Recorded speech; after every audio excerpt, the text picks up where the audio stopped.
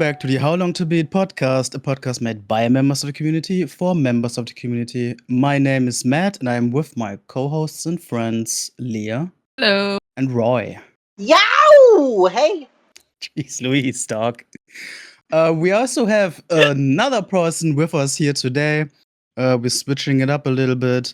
We got an old new voice to fill our 4-people squad again after losing our dear Diallo. We got with us probably a familiar voice for many here. User Abatage. We call him Abby. Say hello. What's up, everybody? I'm back, and I'm ready to rumble. Yeah, that's a good start right there. Maybe before we talk a little bit more about that, a quick rundown of the episode.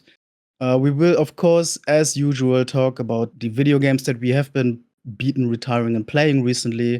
And our big discussion topic for this episode is going to be soundtracks, video game soundtracks, our favorites or least favorites. And we will be also showcasing a couple specific songs for each of us. And of course, all gonna be rounded out with another game of the Untitled collection game at the end of it. Yeah, I guess before we actually talk about our video games, a little bit more context, I guess, maybe about Abby's addition to our squad now. Again, we were reduced to 3 people, and it just happened circumstantially that Abby was free to return to the podcast. Of course, many people probably know that he was co-host together with Pokepaw of season 3 of the podcast, so a seasoned voice in the game. You thought I'd gone. Apologies to everyone who was happy about that, but I'm here again, and I'll, at least there's 3 other voices as well still, so it's not just me.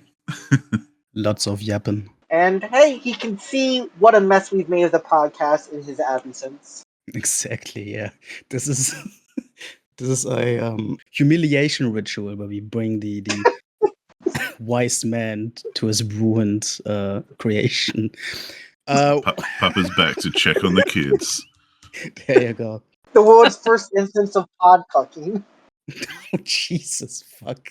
Well, hell yeah. So the plan is for Abby to genuinely be, for now, a regular part of the host team. We consider it another natural evolution of season 4. We will not make a whole thing out of it. It's not season 5 yet, to say that. And I hope people are okay with that. Oh, it's the season 4 DLC pass. There you go. Stan. I'm just happy to talk about games again with some lovely folks. So, hell yeah. Well, in that case, how about you start us off for the bean section? Yeah. Hell yeah. All right. I've been playing a fair bit lately because it's funny. The more I have on at work in real time, the more I play games because I come home and just switch off. But I played a game called Death of the Reprobate, which, if anyone doesn't know, is by a developer called Joe Richardson, who's made a series of point-and-click games.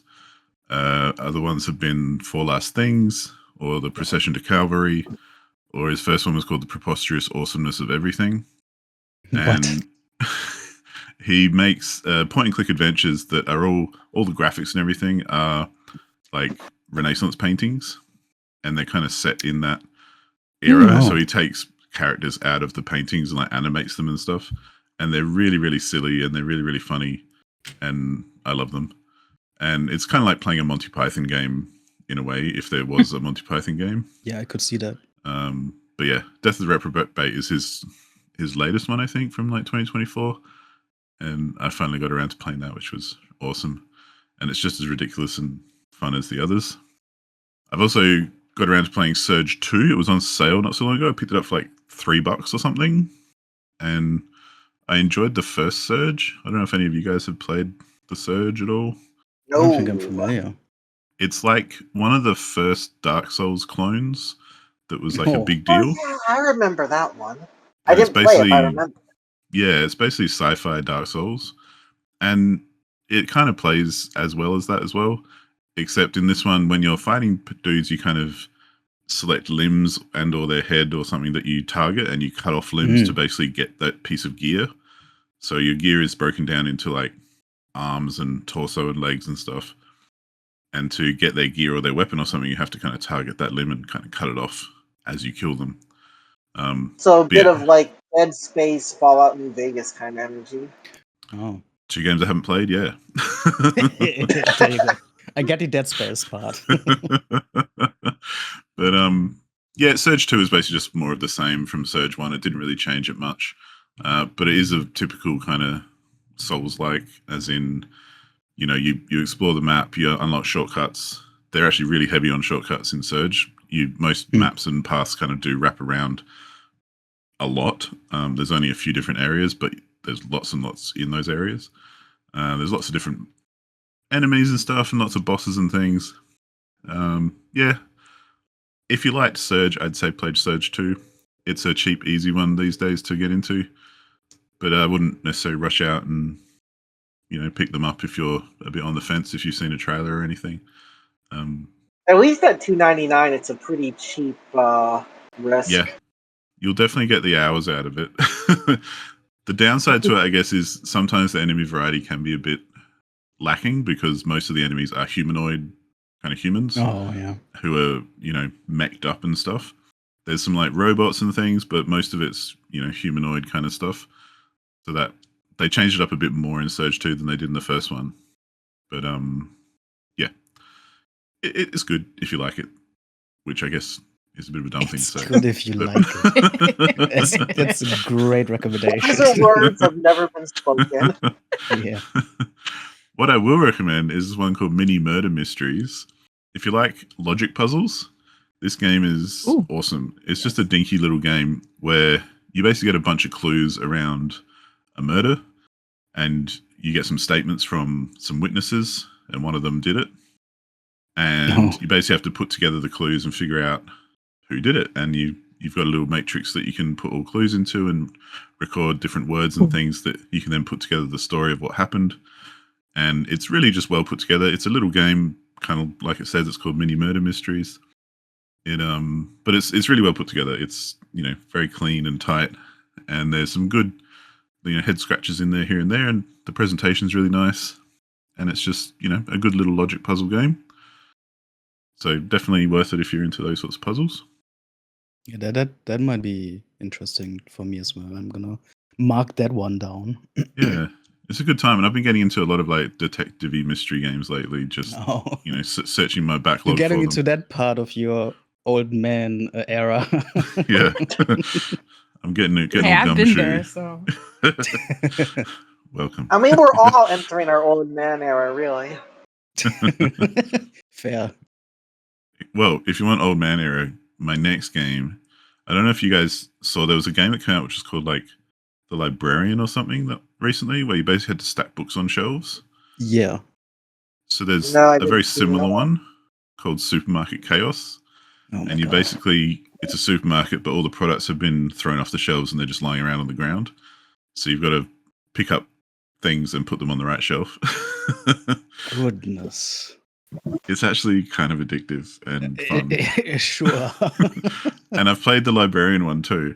And that's basically just making sure all the books go in the right shelf and in the right section and that sort of stuff. I don't know if I don't think it's the same developers or the same company. It's just kind of the same idea, just done differently. Right. And it's very, very basic. Like it could just be generic assets or something that they're using. I'm not even sure. But Yeah. it's, you know, you get power-ups as you go. So you can pick up like one thing, like you might pick up a frozen pizza and you can push a button and all the other frozen pizzas come flying towards you. Okay. You know, so it's not as tedious as it sounds because it does kind of get more automated and easier as you go. But it's kind of satisfying if you're that kind of person who likes tidying up and putting things in order. I mean, if you're stocking shelves doesn't sound as bad when there's no customers to bother you. I can kind of see Exactly. that now. Right. Yeah, okay. Yeah. It's a great little podcast game. Right. And I guess similarly, we're touching on a theme here as well. I played a game called Cat Mail Company. Oh boy. And you're basically working a post office, and they're all cats. but that doesn't really come into it. They just happen to be all cats. Like your customers are cats, you're a cat, everyone's a cat. And Oh, I thought you were going to be mailing cats. I think that's illegal. I hope so. That would have been good, though. Jesus. I would love that. As Yeah. if games ever cared about legality. Yeah, Cat Malco is really fun because it's kind of one of those like logistics management type games where there's lots of balls in the air that you have to kind of, keep going and not mix everything up, because essentially the loop goes that people come to the post office, or cats come to the post office, and they're either there to pick up parcels that you've got out the back, or they're there to give you parcels for you to post elsewhere. And if they give you a parcel, you've got to like get all the right stickers on it and weigh it to put weight things on it, and then put it on a shelf so that you know where it's going, because there's like 5, 6, 8 different locations, however many. And if it's someone picking up something, they might give you their name, so you can just go find their name. But they might also just say, "Oh, it's a big package, and I think it's got like a sticker of a frog on it, so you've got to go find that one." And each package has different conditions as well. So there's some that have to be kept cool in like a fridge room. There's some that have to be kept in the dark in a dark room. There's others that have to be kept warm in a warm room, and some that have to be kept. Hell? It's a bit fantastical. Like there's some that has to be in a light room, which is full of light, and just like more things to make you categorize it essentially. And Okay. And then after you're done for the day and you've processed everyone's stuff, a boat comes, because you're kind of on a dock, and the cat on the boat gives you a bunch of parcels that are being delivered to your post office, and will tell you, okay, I'm going to these next locations next, so you can fill up his boat with stuff for that location or those locations. But he can't take everything, so you've got to kind of like choose what you're sending out each day. And then you get like a night cycle of basically the same thing, and then you're back to the day, and you kind of go through that until you beat the game ultimately. And Until there's no more mail. it gets more and more complex, and you've got parcels of all different sizes, from like letters right up to huge boxes and things. And so you've got to find places to store them all, but then also be able to retrieve them without having to sort through everything. And it's like a logistics kind of thing. I don't know if I've really played much like it before, but I'm sure there's other things that exist like it. But again, really well put together, like well made, very clean, very neat. There's other things as well, like some packages come in, they're cursed, and they have like little purple glowy magical runes on them. So you've got to like put them under a specific light at night, and it kind of takes away the curse. Otherwise, it's going to affect all the other packages and stuff. So it's just basically more and more things for you to deal with as you run the post office. And yeah, it's quite satisfying again. Like if you're so inclined to put things away neatly and make things happen. So yeah. On top, I've just got a couple more that I've finished as well, like little games. One of them's called the Greenening, which it only just came out recently, and I saw some dude popped up on my Instagram, and he's like this, I think he's like from Finland or something, and he's like, "Hey, buy my game," and I looked at it, I'm like, "Yeah, all right," and easy sell. Yeah, it's a game just basically about cleaning up the environment, and it's almost like a idle kind of iteration game where you play as like a cloud, and the ground is all covered in ash. So you rain on the ground to like get rid of the ash, and you uncover things like birds and butterflies and plants and stuff as well to kind of bring back nature to the area. And you work your way through about 9 or so levels, and after every run, you don't always get it done in one go, but you earn points in different ways, and you can upgrade your rain powers and stuff. And eventually you take down like the big polluting factory that's making everything bad, and nature takes over again, and it feels good. It's all that happy environmental stuff. Yeah. I love that kind of thing. So yeah, if you like iterative games like that, it's a good one. It's pretty straightforward. It's not too challenging, but it's satisfying. And the last one, which I finished just yesterday, is Garlic Builder, which I got in a bundle. Like you know how sometimes when you buy a game on Steam and it says, "Oh, you can get this and Yeah. another game," Mhm. and it's actually Yeah. cheaper. That's how I got this one. I can't remember what game it was with. It might have been like Cat Mailco or something. But it's a kind of weird one where Yeah. you are a garlic bulb and from a family Uh-huh. of garlic, which has nothing to do with the game. It's just you are. And your job is to build stuff in like a 2D block kind of fashion. So you take orders for builds or creations or whatever they call them, and then you get an image or a blueprint of what they want you to build, and then you go and get all the materials that you need for it, so like different colored blocks and that sort of stuff. And you do that by sending your dude out to go mining during the day, and you've got a chance to get certain resources. It's kind of Minecrafty in that sense, but nothing like it. Yeah, it sounds like it's like Minecraft Commissioner or something. Kind of, yeah. It's that vibe, although it plays nothing like Minecraft, yeah. So, and then you basically... It's exactly like that. Kind of makes me think of Terraria, honestly. Yeah. It's fun, though. Like, again, if you like building stuff, and like, it's actually more challenging than it appears, because you get a blueprint of what to build, but you're kind of zoomed in anyway as you build. So you have to kind of not so much count pixels, but kind of try and get it right. And you get a score based on how correct you got it. And so you get like S tier if you get it perfect, but you get like A, B or whatever if you mess stuff up. It's pretty forgiving. Like, you don't have to get S tiered to progress. You just have to, you could literally put one block down and bugger off and get the lowest score, and you'll still be able to progress. You just will make less money and it'll take you a bit longer to progress. And there's like a story, so you eventually run out of orders and it hits credits and you're done. Damn. But yeah, just a simple, kind of nice little chill building game. Nothing too hardcore. I think the Surge was my hardcore game for recent times. Otherwise, I've just been chilling out. Good. and the rest is just like Job Simulator, a marathon. Just chill out, watch some YouTube, and play a game kind of times.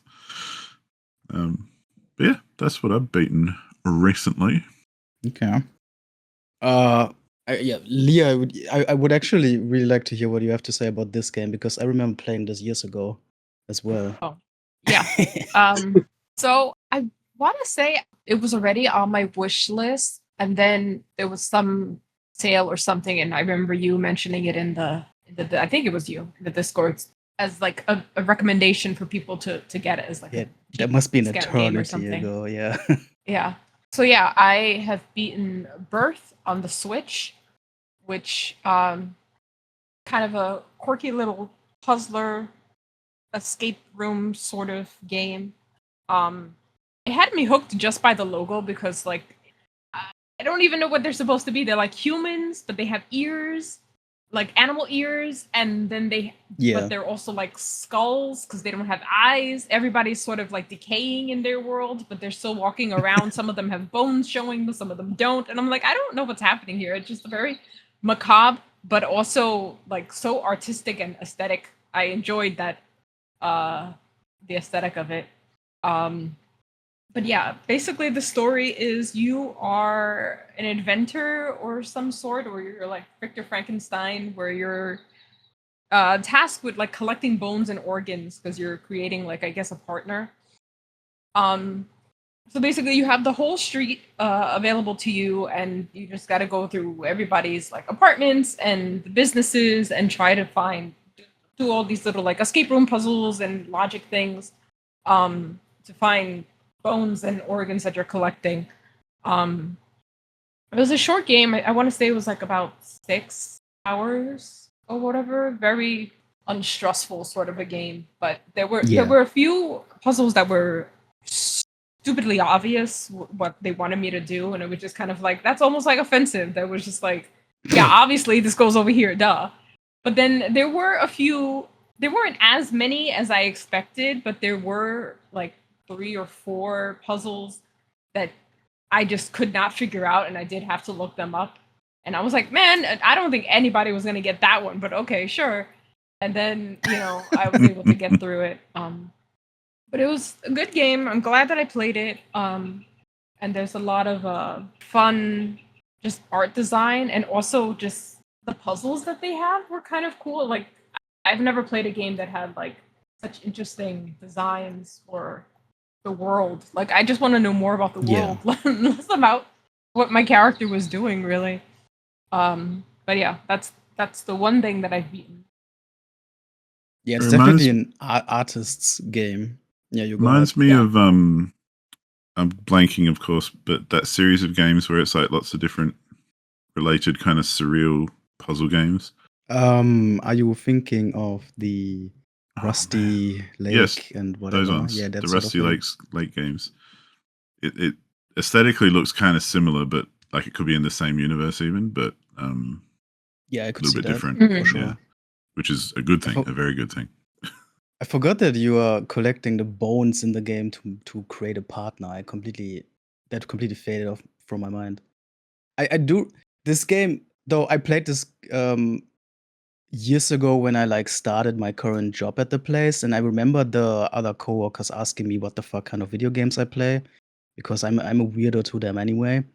And well, they were all like playing Forza and Rocket League and some shit like that. I was saying Birth was the most recent game that I completed at the time, so I told them about Birth, a little quirky artistic puzzle game where you collect bones to create something and whatever. And that kind of like stuck with them, like to this day, still years later. They ask me about what weird bone games I'm playing nowadays and whatnot. So Have they ever asked if you're giving birth? not yet. No, not yet. Or if you're still giving birth. Still working on it, yeah. But yeah, I like that game as well a lot. I wonder if the creator made anything new since then. It's about time, I feel. I was just about to check that myself. Yeah, I would be interested to play more. There's of a There- few on there's- Steam. Yeah, Oh, they're yeah. older than Birth, but Oh one yeah. looks like it mhm. has birds. Yeah. Oh Yeah. yeah. mhm. Doesn't look like a happy bird though. So Well, neither did Sad. the animals in Birth. But this one's free though, so that's fair. That's fair. The price is right. we'll hear about that one next time. All right. I also beat one singular game. I think in general, in this episode gonna have. I've never had this few games, I believe. But I have beaten one game since the last episode, and this is Wreckfest. I've mentioned this in a previous episode. Bugbear Entertainment's Wreckfest, the flat-out successor, basically. Oh yeah. A destruction racing game that I enjoyed quite a lot. Though don't remember what I said about this the last time, but so maybe I'm repeating a bit here. But I still really appreciate this game. This is doing a lot of things right, especially in a technical sense. It's still very like actually impressive how the vehicles behave while you crash into each other. But I did have a little bit of a thing in the last stretch of the game with the final events where the it became a little bit deflated due to the events that you had to go through near the end, which were kind of repetitive with a little variety in the track types and a lot of laps at once to make them like proper like marathon races in the end, which I could see every now and then, but they really stacked them on in like last leg of the campaign, which was a bit of a bummer. But I still had enough fun to finish it and to get to the credit roll or the congratulations screen, more like that. I do feel like, though, thinking about especially that last stretch of the campaign, there's one thing that I enjoy about their previous game, Flat Out 2, more over Wreckfest, is being that you have in both games, you can kind of pick and choose what events you want to do to progress, more or less. But in Flat Out 2, you were able to purely and 100% just play the races and completely ignore like derby crash events and whatever, which was actually kind of nice to have that if you're not in the mood for that. In Wreckfest, of course, you're pretty much forced to do some of everything, which I mean that I respect that. I see why that would be the case, but I do have to say the proper like arena crash events, they lose their novelty to me these days fairly quickly, especially if the goal is to be the last one standing, and that can take a while, especially when you're like one-on-one with the other last remaining NPC. It can take so long to just hit each other. It's kind of annoying. But I wanted to shout out, I forgot this the last time. I actually want to shout out that in this game, your car obviously has a proper like damage system that isn't just a general health bar or something, but the different sides of your vehicle do have individual damage meters, basically. So you can be completely crushed in the front, and that becomes your weak spot that you have to protect and that sort of thing. And that actually has the effect on the NPCs, like the AI drivers, actually starting to like drive backwards when their front is damaged too much, and actually actively try to use their back instead as an attack, as a weapon, basically. And it's like cool AI tech. I don't think it's like super sophisticated if you really like dig down into the code, probably, I don't know, but it's like something that I don't remember seeing in like other destruction racing games or whatever. So that's still kind of like a cool feature to me that this game has. I don't really think I have anything to say about Wreckfest other than that. I still think I have spent much more time in the multiplayer stuff before the proper release. Like all of the early access time is probably more than my single player campaign time. Interestingly, I've played a shed load of Wreckfest as well, like because I got it when it was first in early access and everything. Yeah. And it's really interesting, and it sounds like you're probably going to agree with this, that one of the coolest things about it is all the damage modeling and everything. Yeah, and yeah. that's kind of what makes it unique. But then the actual demo derby kind of challenges or whatever are probably the worst parts of the game, because you wreck so easily. So you spend half the demo derby trying to avoid other cars and letting them crash, and then at the end taking out the last people so that you don't die trying to take out too many other people. And it ends up this weird loop where it's not just a full-on frenzy of chaos. It's more, tactical kind of trying not to get damaged, as opposed to wrecking the crap out of other people, Yeah. Defensive strategy is unfortunately more reasonable than offensive one in most of these events. It's true. Kind of backwards for this type of game. Although, I mean, sometimes they do pressure you into being more active by giving you like a minimum kill score or whatever, which that makes sense. But yeah, it's not always there. You're right. I do appreciate though the car variety, since there's also shit like school bus races and whatever, and those buses fuck shit up. It's so good. That is like actually very satisfying. Don't really care much about like the smaller stuff. You can also like drive lawnmowers and shit, which is funny for a minute. That's pretty much it. Oh, but big props. I think I forgot to mention this in previous episodes, but it's important. There's a DLC for aesthetics to put on your car, and one of them lets you put a big old piece of shit, like a nicely coiled poop, on the roof of your car, on pretty much any car. And I rest assured that I put this poop on every single one of my cars, and that alleviated this. Like, this raised this game even further than it already was in terms of enjoyment. More racing games should do that. That's my final words on Wreckfest. Rest assured, when Matt says he plays shit, he means it literally. Exactly. Yeah. And as for me, I did not beat anything this past segment. My wife was unfortunately a bit busy.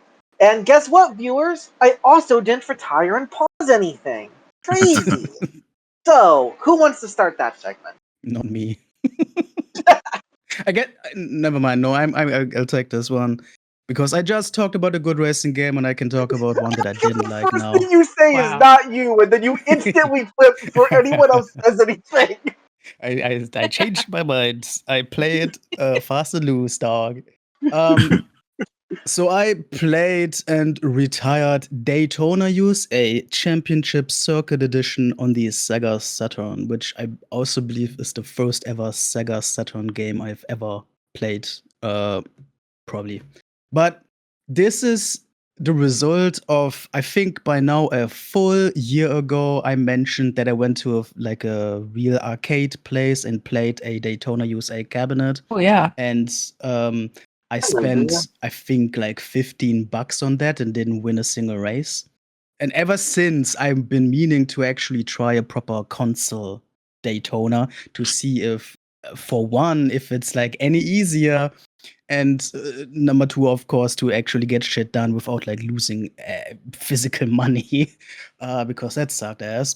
And the ultimate result here is obviously negative since I retired this game.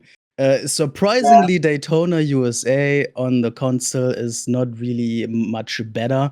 I did not get warm with the vehicle handling. It's really awkward, and I still couldn't win a single race, no matter what I tried. I mean, like I got a podium spot, I think, once, but I never got like first place on a couple tracks that I tried. So I just did like a free race on each track to see it once and then gave up. But there's something about this. I kept playing this and thinking of Ridge Racer because they are, in my mind, they felt like opposites to each other. In that Ridge Racer also has a like, sort of weird, unique, eccentric kind of feel to the handling of the cars that you have to get used to and understand, and then you can have fun with the game, sort of. And Daytona USA seems to kind of have something like that too, but I just could not get into that. It just seemed too awkward for me to ever feel natural or ever feel like something I could conquer. And I just couldn't get proper control on this car. What kind of controls were you using? I played on a controller. Like a gamepad? It was, yeah. I played on a DualShock 4 controller, and it was mapped basically exactly like an actual Sega Saturn, except for 2 buttons being triggers now because the Saturn controller has 6 face buttons for some reason. Yeah, I'm always just interested about how controllers and controls change with old games, because right. I feel like some old games anyway would have been designed for certain controls that maybe they had to wrestle with, like joysticks were a much bigger thing back then, and you would have used joysticks for a lot of stuff that we wouldn't nowadays, or you'd use keyboard for a lot, or consoles obviously you'd have gamepads and stuff, but they'd be kind of crap. There could be a thing with the joystick strength intensity that might be needing messing around to actually get to the proper input of the original console.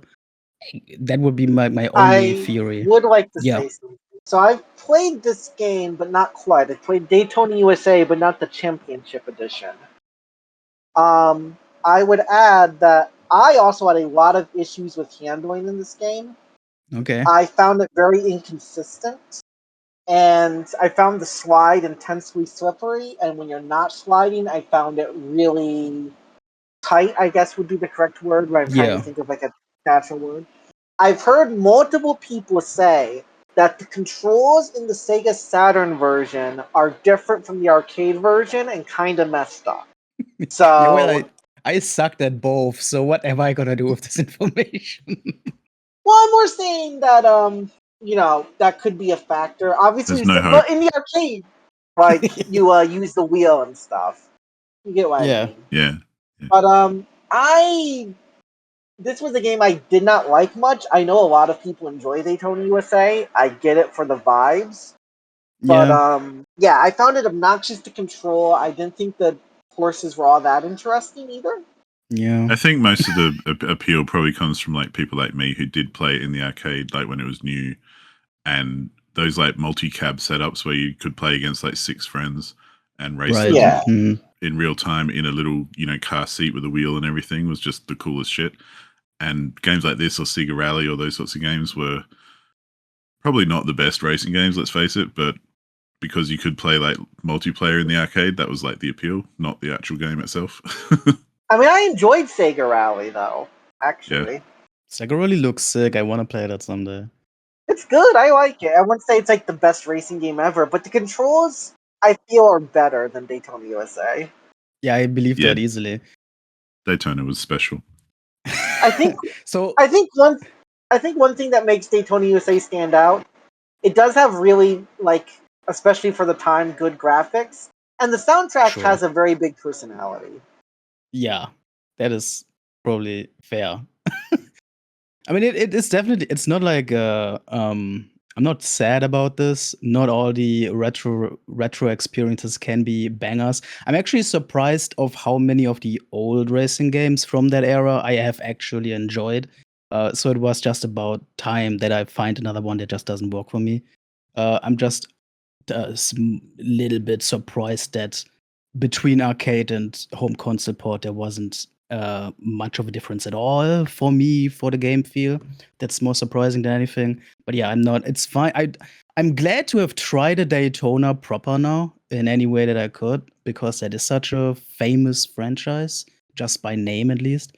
So Right. that's all good with me. And I'm also firmly making the decision to not like force myself to learn this or whatever because obviously there's no merit in that. So I'm all good with this. Daytona not for me. I'll stick to Ridge Racer instead. That is my fam over there, my goat. I mean, you know me, I love me some Ridge Racer, especially Type Yeah, 4. exactly. You and me, we are the rich boys over here. Hell yeah. We are the Ridge Boys. I've got to get Ridge Racer 5 to work properly at some point. Because I've not gotten Damn it to really straight. work correctly, I feel like. But yeah, I remember trying the expert course on Daytona USA a long time, and Sky High is a good song, but for like the next week, if I never heard that song again, I would have been happy because often I just reset the course at the start, and it would start like exactly Oh, when the yeah. lyrics were. I would turn, crash, restart. And I was like, oh, I wanna fly so high, crash, restart. I wanna fly, crash, restart. Sounds like a great game soundtrack feeling for this episode.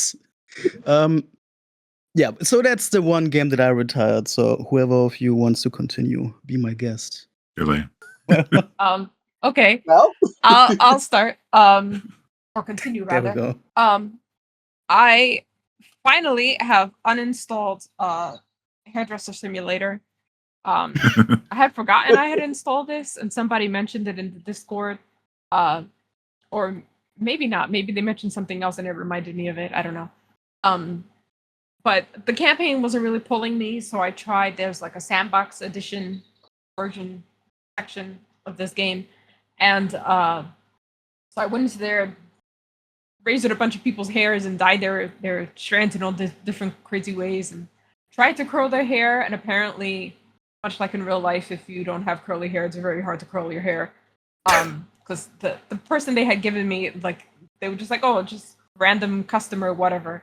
And she had like the straightest hair, and I did the curl, and it was just like, it didn't even bother to even look like the picture. So I was like, all right, well, if it's not gonna be easy to do, forget that. The only thing that really works in this game is the brush and like maybe the dye. But I feel like the dye doesn't even look that great. Like the graphics aren't that amazing for me to be like, oh yeah, that's definitely the color that I put down on that hair. Like it was red, but is it that same exact color? I don't know. Right. It also, because there's like, it'll give you like a little palette, and there'll be like 4 different reds. So I picked the reddest red, and then when you put it on the hair, I'm like, I don't know if that really connects to what it was supposed to be, but whatever. So yeah, I wasn't learning anything new from this, which is kind of why I play sort of simulator games like this, is to like kind of learn the ins and outs of the job. Not much more to cutting hair than I guess I already know. So the campaign was stupid, and I just gave up. So I retired that one. fuck the campaign. The next two, No. the next two, I will say were they're part of Game Pass. That's now included with my Discord Nitro now. So Wait, it's included now? I may not have access to them. Yeah, there's like they have like a cheaper version of Game Pass that is now included with the Oh, epic. Discord Nitro. So Mm. So there weren't a lot of games. Like, admittedly, I think I have like 19 games that I had saved on Game Pass, and when I looked, since I downloaded Xbox again, there was like 5 compared to what I had before. So, so yeah. So one of the ones that I have was Wreckfest. Oh, I know So that yeah, game. this one. Yeah. It's a Wreckfest Yeah. kind of episode. Yeah. Yeah. So, pretty much the successor to Burnout and Twisted Metal at the same time. It's fun, but I don't really play these sort of games. I don't like, well, I play Burnout, but I don't think I ever finished the Burnout. I finished Twisted Metals, but just kind of like when it comes down to the races, I'm not going to play them very often, but I do enjoy the demolition thing, so I was just running around just like smashing everybody. And I do love the fact that they have like the little HUD thing of your car to let you know like where exactly you got Yeah. hit and like what's being, because that helped me strategize a lot more, where I was just like, no, I'm just gonna like shunt into them on the side so I don't break my engine down or whatever. So that was fun. But because it's a Game Pass game, I don't know how much longer I'll have access to it, so it's just kind of just slightly paused for now. The other one is Neon Abyss, that I know I will definitely run out of patience for this before I get anywhere actually with I this love that game.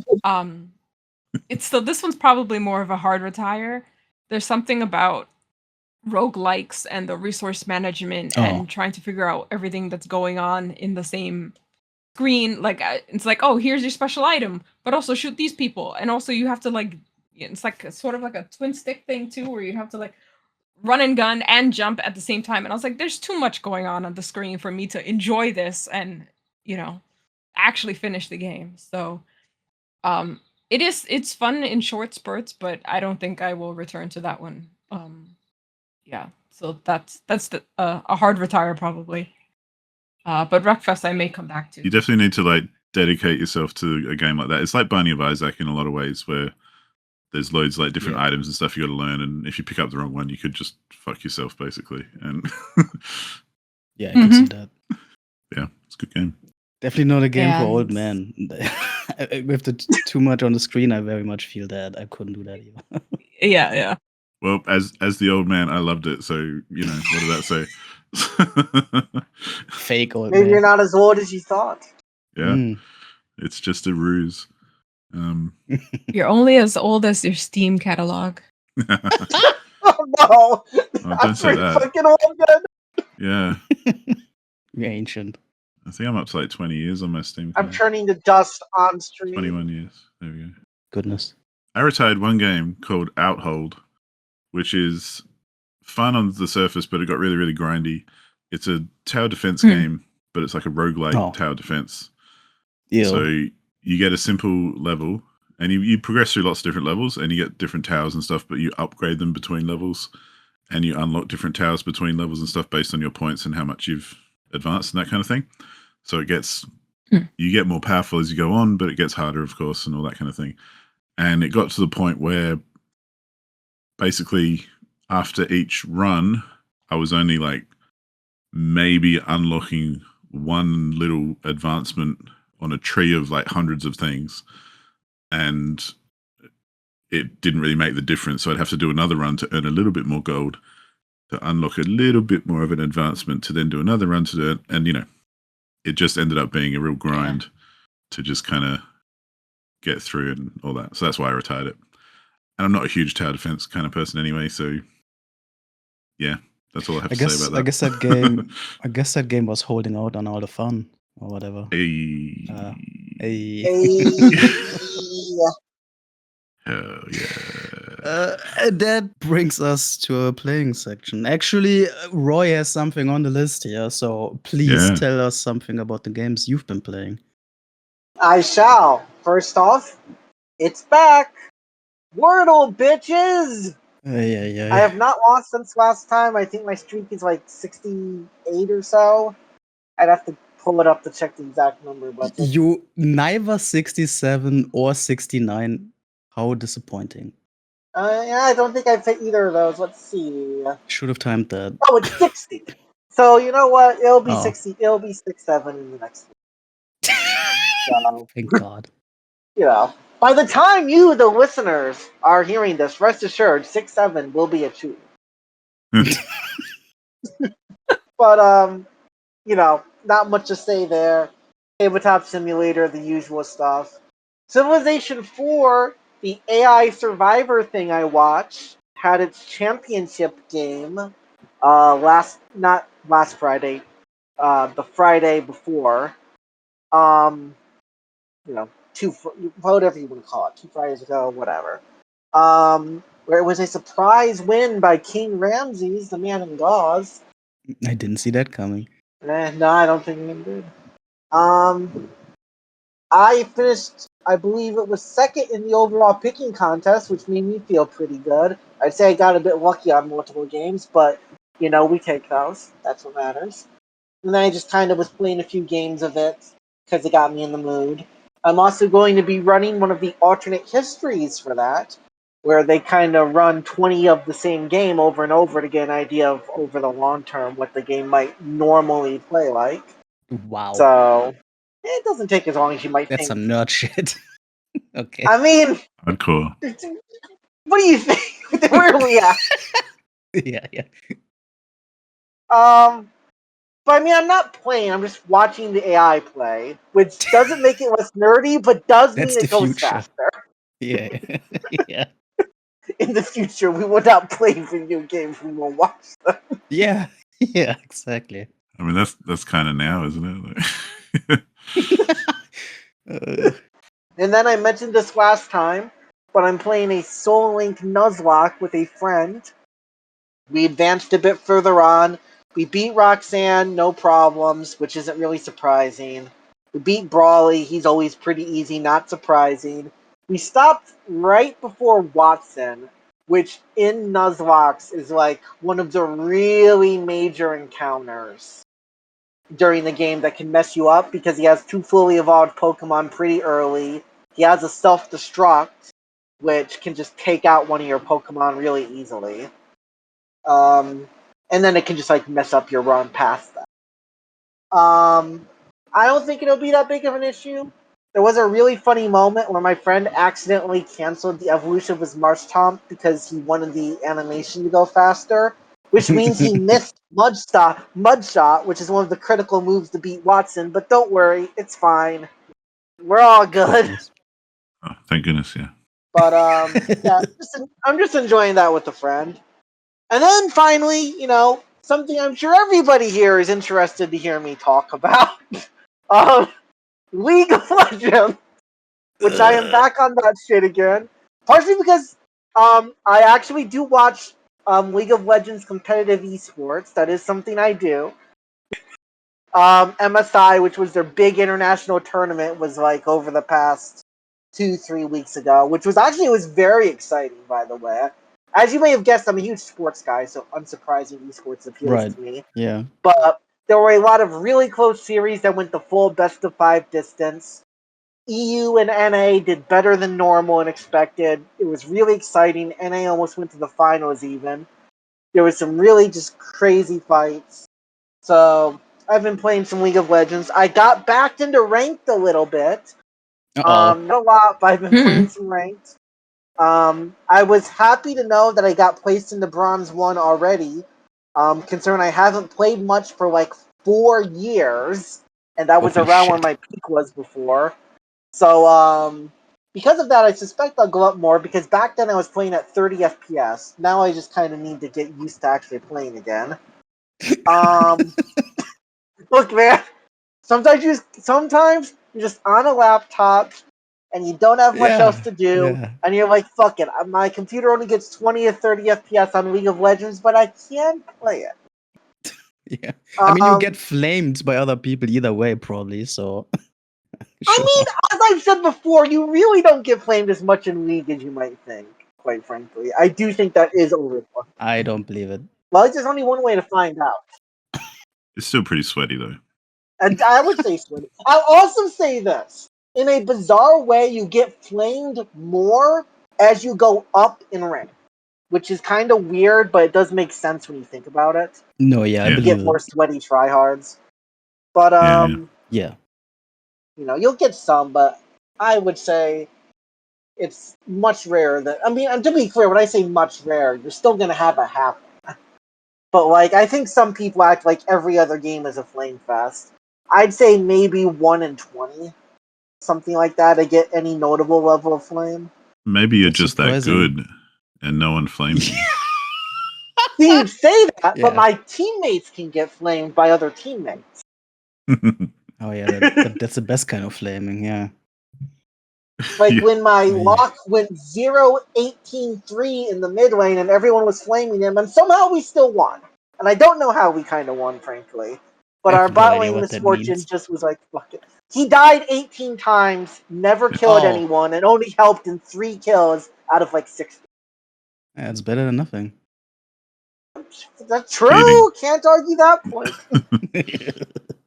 I would also say, before I move on from this topic, there is a champion in the game that I've liked the design of before called Gwen. And I was not able to play League of Legends when she came out, but I always liked the design. Decided to try her out as I've been getting back into the game more. I got like S rank on her the first 6 or 7 games I played with her, won some of them, and I'm like, she's really fun. So because of that, I'm definitely going to be playing her more. Maybe she'll be one of my new top lane champions, especially because I don't really have any champions in my toolkit who play much like her, so it would help me in matchups. But She has big scissors. big scissors. She's like a living doll. It's kind of fun too. Right. And it's fun, her joke, she shrinks back into her original doll form, and once you end the joke, she stays like that for a little bit as you move, and it looks really funny. It's so much for League of Legends. Yeah, what everyone was here for. Did you talk about Tabletop Simulator? I might have missed that. I said it was just my normal, like, Oh, right. testing some Okay. games with Yeah. the custom card game people. I don't have. I mean, the most I could say, I guess I can't actually say one thing that's new there, but it doesn't relate to the game is the problem. They do like a little convention where not all of them, a bunch of the people in real life all meet up and kind of What the like fuck? play the game in real life, and they design a bunch of brainstormed cards and stuff like that. What the fuck? And I didn't get to go for obvious reasons, but they came back from that like 3 days ago. So all the exclusives they were brainstorming at the convention. And when I say convention, it's like 15 people to be clear. But That's you cool, know, though. they're all coming out into play testing, and I'm gonna get to see them and kind of play with them. It's cool. I like it. The whole time I thought when you talk about the custom card stuff, I thought this was like a friend circle thing or whatever. This sounds like a big deal. What the fuck? I think it's still relatively a friend circle thing, because I'd say the amount of active users is probably like 15 to 20. But it is part of like a whole Heroescape community, and people who aren't involved in the community do just like print this out and play it at home. Oh, You know what I mean? I see. Okay. Yeah. But it was more like, you know, when I say convention, like I said, it's like 15 people. So it's kind of a friend get together as much as anything Right. else. Okay. Okay. But like it has all the cards are printable. They all have figures you can use to play them in real life. And there are sometimes people in the forums who are like, I printed these out and played it with my kid and I enjoyed it. Do you have any thoughts on this or whatever? That's cool. So when are those cards gonna have esports so you can get out of that League of Legends hole? Unfortunately, probably never, because I assume that copyright would come down on it like a sack of bricks. Oh wow. Bummer. But Right, hey, well- I'm excited for the Powerpuff Girl card. So What? The Powerpuff Girl Powerpuff cards? What? Girl card. Yeah, those are some okay. of the exclusives that are going to come out. It sounds pretty epic, yeah. Anyway, that was just a good time for a lot of people, and that's all I really have to say about it. Dope.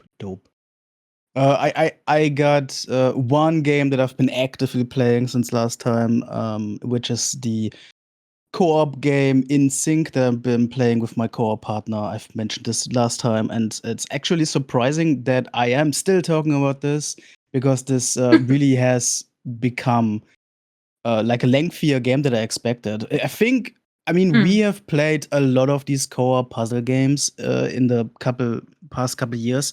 I truly believe In Sync is like one of the more extensive ones, which is pretty cool. We have like 14 hours of gameplay in it so far, and I think technically we did beat it in the last session because we did get a credit roll, but that also unlocked 2 more levels that we still have to do, which are presumably also still each like an hour or 2 long, which is cool. I'm assuming those levels were like added after release and are like considered bonus shit. That's why we got the credit roll first. But we are enticed to beat those levels as well. I am very pleased with this game. This is one of the like higher quality core puzzle games, and I don't actually think I've heard people talk about this much. Which who knows why? But the puzzles in this game actually have a very good variety, and they seem fairly original. There are a couple puzzle types in this game that I don't remember seeing in like other co-op games. So this is truly one that I would actively recommend for people that are into this sort of thing. But yeah, we're still playing that, and probably next time we are gonna be done with this, and then I will be talking about this for the last time. But right now, that has been the only active playing that I've been doing recently. So that's it for me already. Wild. Well, Okay. I guess that's it. I can go next, I guess. I'm still doing all the regulars. Wordle, Myrtle, Labyrinth. A return to the playing tab is Disney Dreamlight Valley, which I put it down for a while, but now the time has finally come. They are adding, well, they've added, it's a paid DLC, so I will eventually get to it. But they're adding Winnie the Pooh and Eeyore and Piglet, I think. So I have to go back to my valley and clean everything up to make sure that they get the golden honey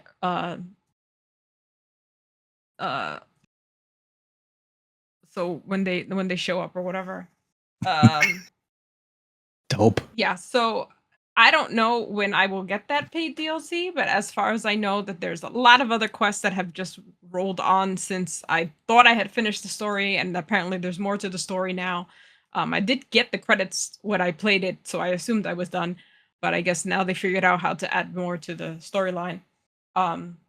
There's so many characters I need to unlock, and so many people that I guess you could just go straight to buy the DLC and just add him, or I don't know.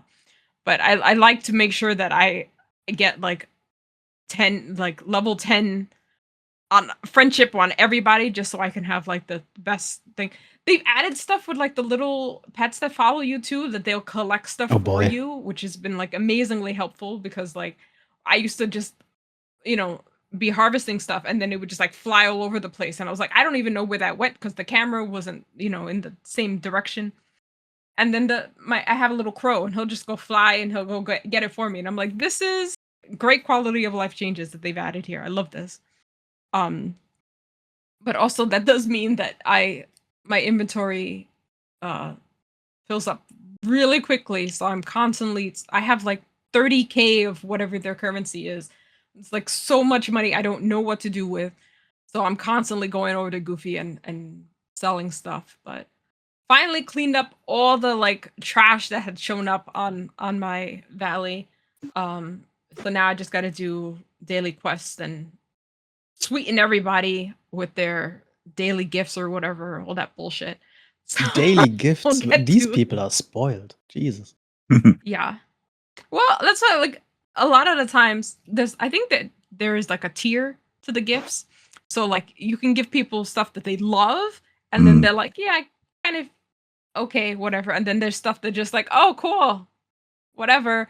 So, yeah. So like most of the time I'm just like, you're just going to get something just so I can get like the maximum, whatever points for the day. But the ones that I do care about, I always. The dailies give you that stuff as well and everything. Yeah. Yeah. But now also I'm keen to get back to it as well because I dropped it when I dropped my Game Pass, and they've added so much. So I'm just like, oh man, so many cool characters. Yeah. Okay. Well, that was the thing. I had it on Game Pass when I had Xbox, and I had to cancel Xbox when I lost my job. So then I just bought it on Switch because I was like, this is the only thing that I'm actively doing, so I might as well just play this on my own instead of just like paying Xbox like $20 a month for it. Right, yeah. So now I just play it on the Switch. But the graphics were so much better on Game Pass. Eventually, you can cloud save between the two, so I'm like, I can't wait till like I gotta see if it's actually on the Discord version of Game Pass, so I miss the graphics on the Game Pass version.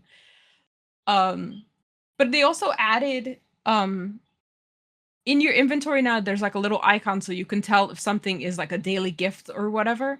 So like a lot of times I'll just go through the inventory and like sell everything else and then be like, who does this belong to? And then I just go find that person and just give them the gift. So it's a lot easier to like figure out what they want every day now. So there's that also. And then eventually I will have Winnie the Pooh and Eeyore. On the whole other side of the spectrum, the other game that I was playing was Radiator Forever, which is the Robert Yang collection of all his itch games that he's released before. Apparently he's like updating some things, and because of the whole not safe for work games itch payment processor fight that's been going on, he was just like, I'm just gonna put it all on Steam and just like update certain things and add content or whatever. So I've gone in, I've replayed the ones that are available, which is so far Stick Shift, Hurt Me Plenty, Succulents, and Rinse and Repeat. But Rinse and Repeat is the one where you're like the shower simulator. Yeah. But you have to wait until after the classes happen. And it's real time. So there was only one class that I was able to actually show up and like play the game. Everything else has been like midnight, 2 a.m. And I was like, bro, I am sleeping. I am not playing this game.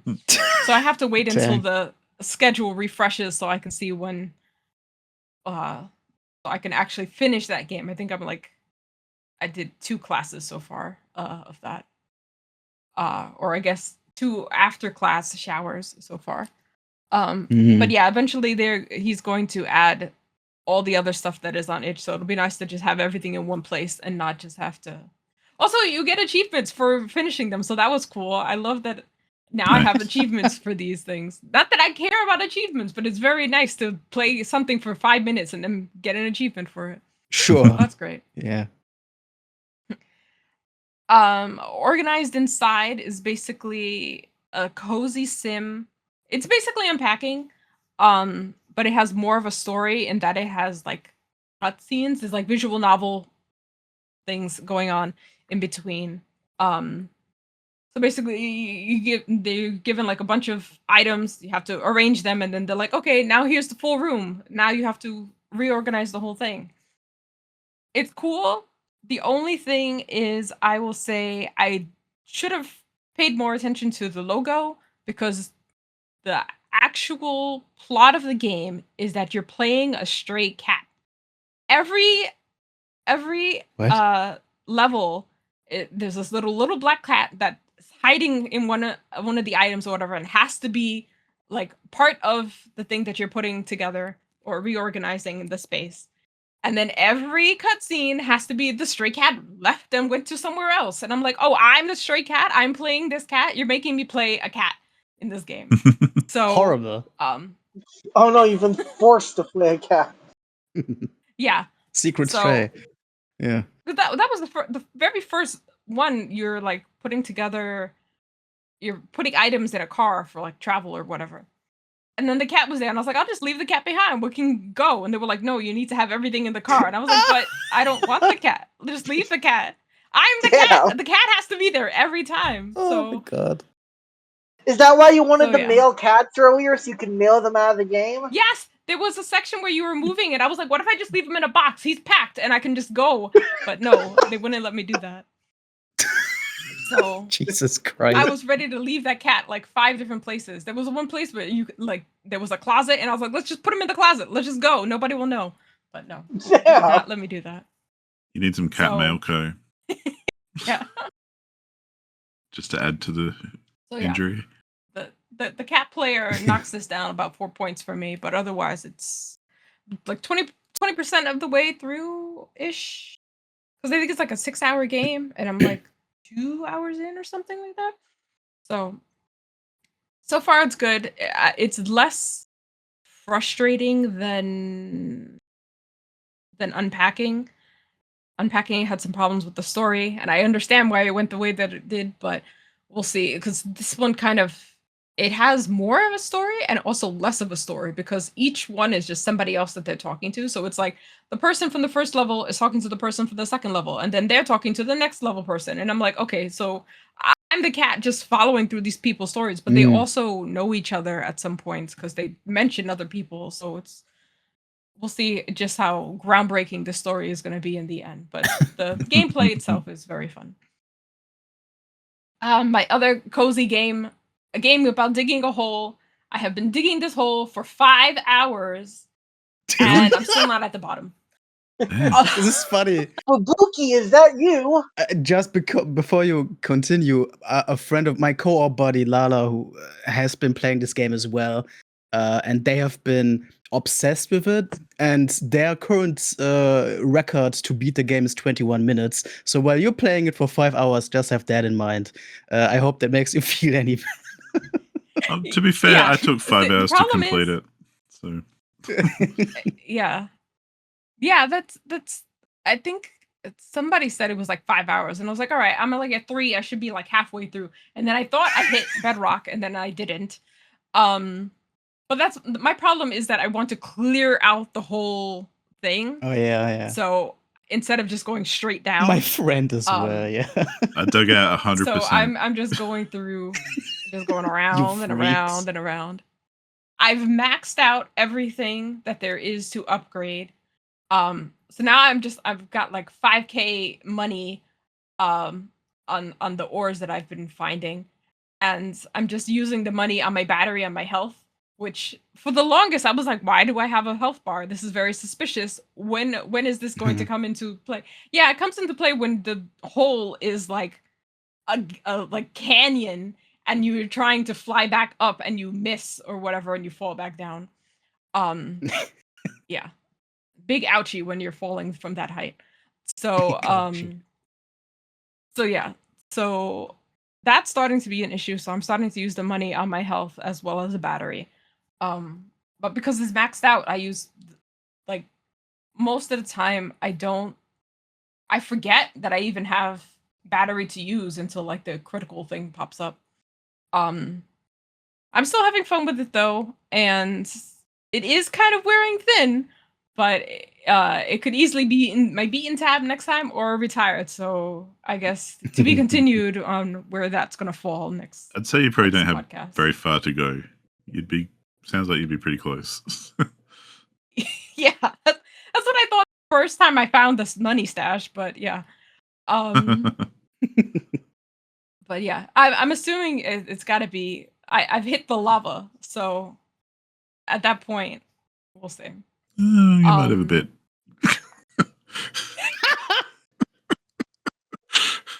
I could ask my friend for some speedrun strats if you want them. Yeah, yeah. Like I've heard what I have to look forward to, so I'm waiting for that point to be like, oh, okay. Now I know that I'm at near the end game, so we'll see. The next I have is the Ballad of Gay Tony, Awesome. GTA 4 DLC, which after the last episode I got a hankering to go visit Virtual NYC, but I also GTA 4 I have for PlayStation 3, and I didn't feel like putting together the PlayStation 3 and finding the game, and I have it for PC. So I was like, all right, I'm just going to jump into GTA 4 on PC. But then I didn't want to have to unlock the burrows and get through the story or whatever. And I realized, wait a second, in the DLCs, the whole map is like unlocked from the start. All you got to do is just play like the intro thing, and then you can just run around and do whatever. So that's what I did. I jumped in, and like the DLCs are pretty short, and Ballad of Gay Tony is probably like my favorite of the two. So I don't know if this is going to turn into a full playthrough or if I'm just driving around and enjoying like virtual New York City. But also what I did this time is I pulled up a YouTube video that correlates each neighborhood in the game with the actual real life location just to figure Ooh. out where everything what this is supposed to be, because like I have an idea just driving around being like, oh, this is clearly this area, this is this area, whatever. So I wanted to see how they like merged everything. So I was doing that. And then because of that, I realized, hey, we're almost to GTA 6. I don't know what shakeups are going to happen to GTA Online when that comes out. I have not touched GTA Online because I've been all about Red Dead Online. I should maybe check this out as well. So I jumped in to see if I was going to like it as much as I like Red Dead Online. But also, I had seen conversations where people were talking about that, like little headcanons about their characters when you're making or create a character or whatever. And in GTA Online, you can choose your parents to like start off like your character. And a lot of I forgot about that. the GTA protagonists or Rockstar protagonists, I guess, because it's GTA and John from Red Dead, can be your parents or whatever. So a lot of people were headcanning that their Red Dead characters from Red Dead Online were the ancestors of their GTA Online characters. So I thought that was really cool. So I decided to try and I sat there and I like mapped out like, okay, if my Red Dead character was born in this year, how long would it take for, you know, this person to be their great great grandchild or whatever. So it does kind of work out. So my character's father is Claude from GTA 3 because I wanted to use John from Red Dead, but I believe that that man was very loyal to his wife this the whole time. So he's also dead by the time GTA comes around. So it's a little strange to have him as your Uh-huh. dad. But Claude I from mean, GTA you know, 3. a little bit of zombie. I True, guess that is actually. canon, isn't it? Yeah. Yeah, That yeah. is true. It works. Shit. There's ways. Just don't think about it too hard. Yeah. But Claude from GTA 3, I can definitely see him fathering a whole bunch of miscreants all over the maps. So he is my GTA Online's character's father. And then I just found somebody that looked roughly close enough to my my Red Dead Online character for the mom. But the problem now comes that I don't care about GTA 5. I don't like this map. It's like a big issue. Yeah. Started and I remembered that this is not San Andreas and it's not Liberty City. And I was like, wow, I don't care about this map. I don't want to do anything here at all. Like, I only Yeah. played GTA 5 because there was a story mode. So I was like, wow, I hate this already. But the saving part about this is that like you're supposed to start off with like some job. You can be laundering money, you can be selling drugs, selling guns, or whatever. I was like, no, we're gonna go real low key. We're gonna just have a nightclub. I just did that just because I was like, I don't want to have to deal with all the like craziness of like the military operations or whatever. So I was like, all right, nightclub seems pretty easy. I like Ballad of Gay Tony. I was just playing that. We're gonna be fine. Guess who starts you off in the nightclub industry? Gay Tony shows up. So now I'm back in. Now I'm back in. Wow. I think I will only care about the club operations just because Gay Tony is here. So I think that's the way that they're gonna get me to play GTA Online. So we'll see if that shows that continues, because I went and I did one of the Lester from GTA 5 has like there's a bunch of people on the map that you can go take missions from, and I was like, oh, I like Lester. Let's go check out Lester. And I hated that mission, so I was like, I'm not gonna try that again. I'm just gonna go back to the nightclub and just do nightclub missions. So we'll see how long that takes me to, if it makes me enjoy the map anymore, or if I'm just gonna give up on it just because I'm done with the starting the nightclub or whatever. So yeah. I think this is the first GTA game you've talked about that you didn't actively like. Yeah, I don't like 5. I got through 5 as fast as I could, and then I was like, well, that's the end. Uninstall. I don't want to see this map again. Can't Always a stand it. good sign for a game. Yeah. Yeah, Hate this location. Get me out of here. yeah, yeah, Now I can play something else. I'm yeah. free. Yeah. So then the next this one is the hot mess of 2025, Mind's Eye. Yeah, what the fuck is this? It's Tell me about this. It's Mind's Eye.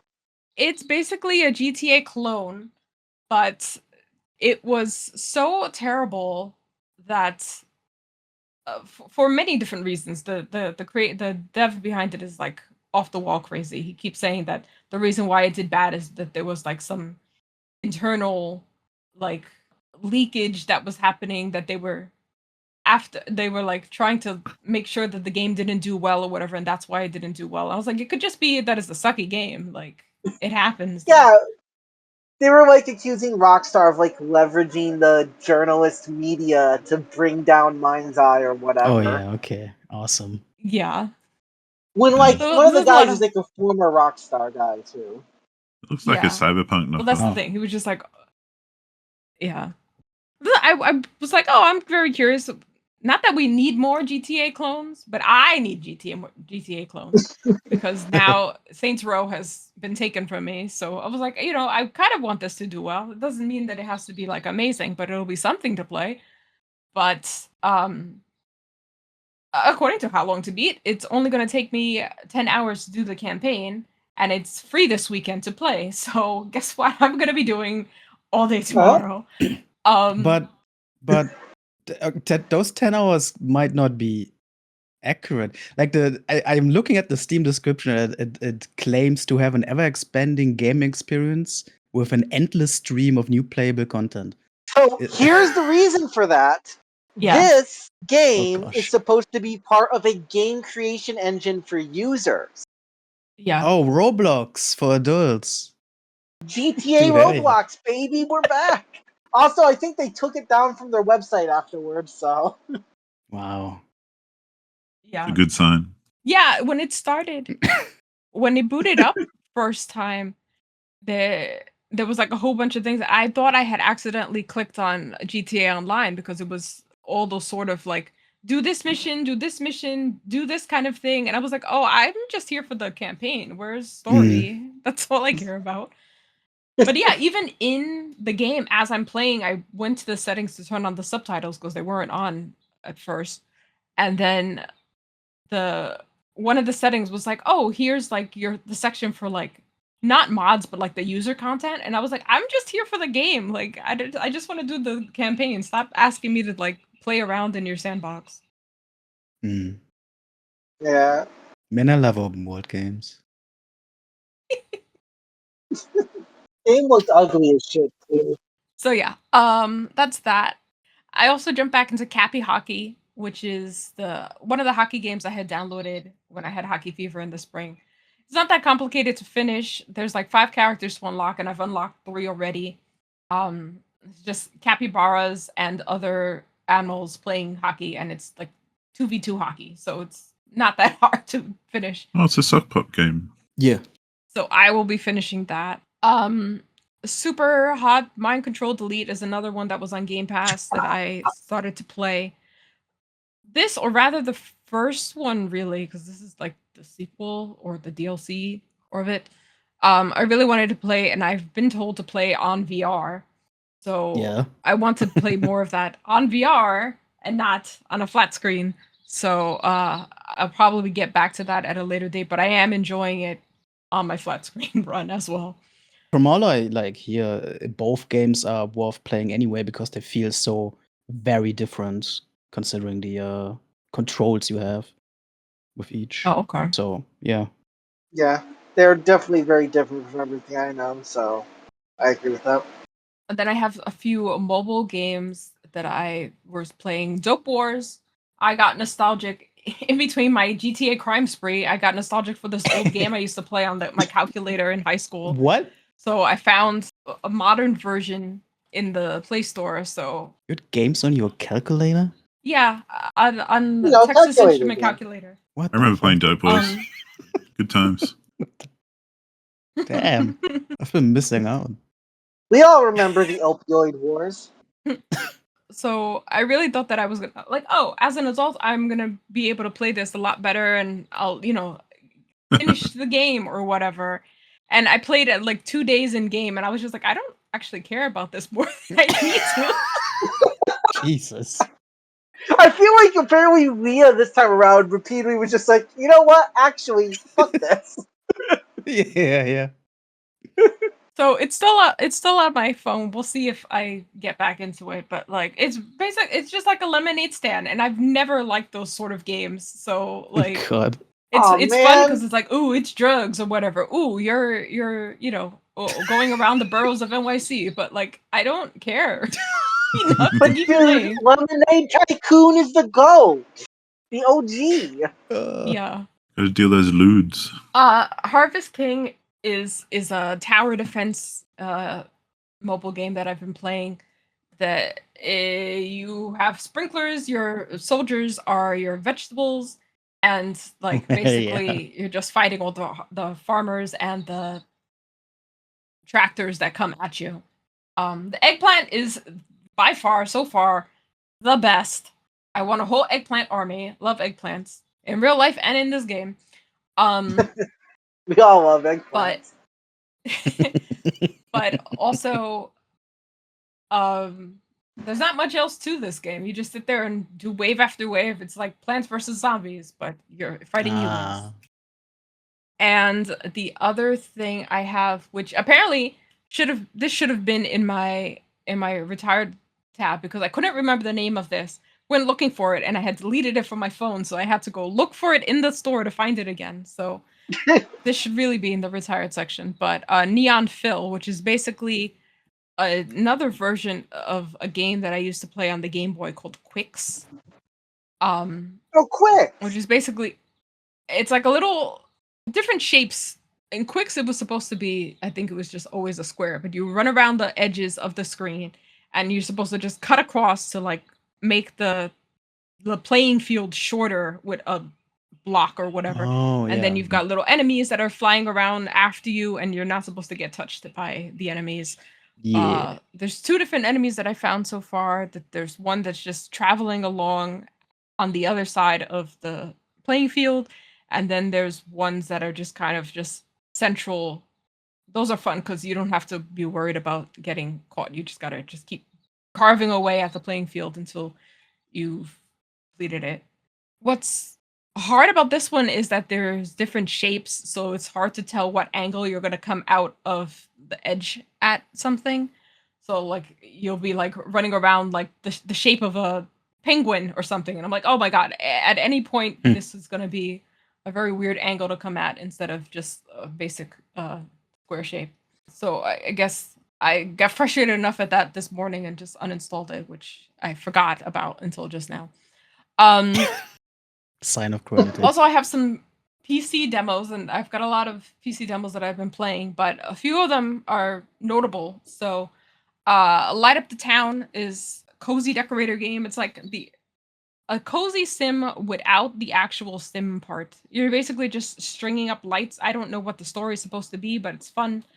Sparrow Warfare, which Matt, you sent me that playtest of.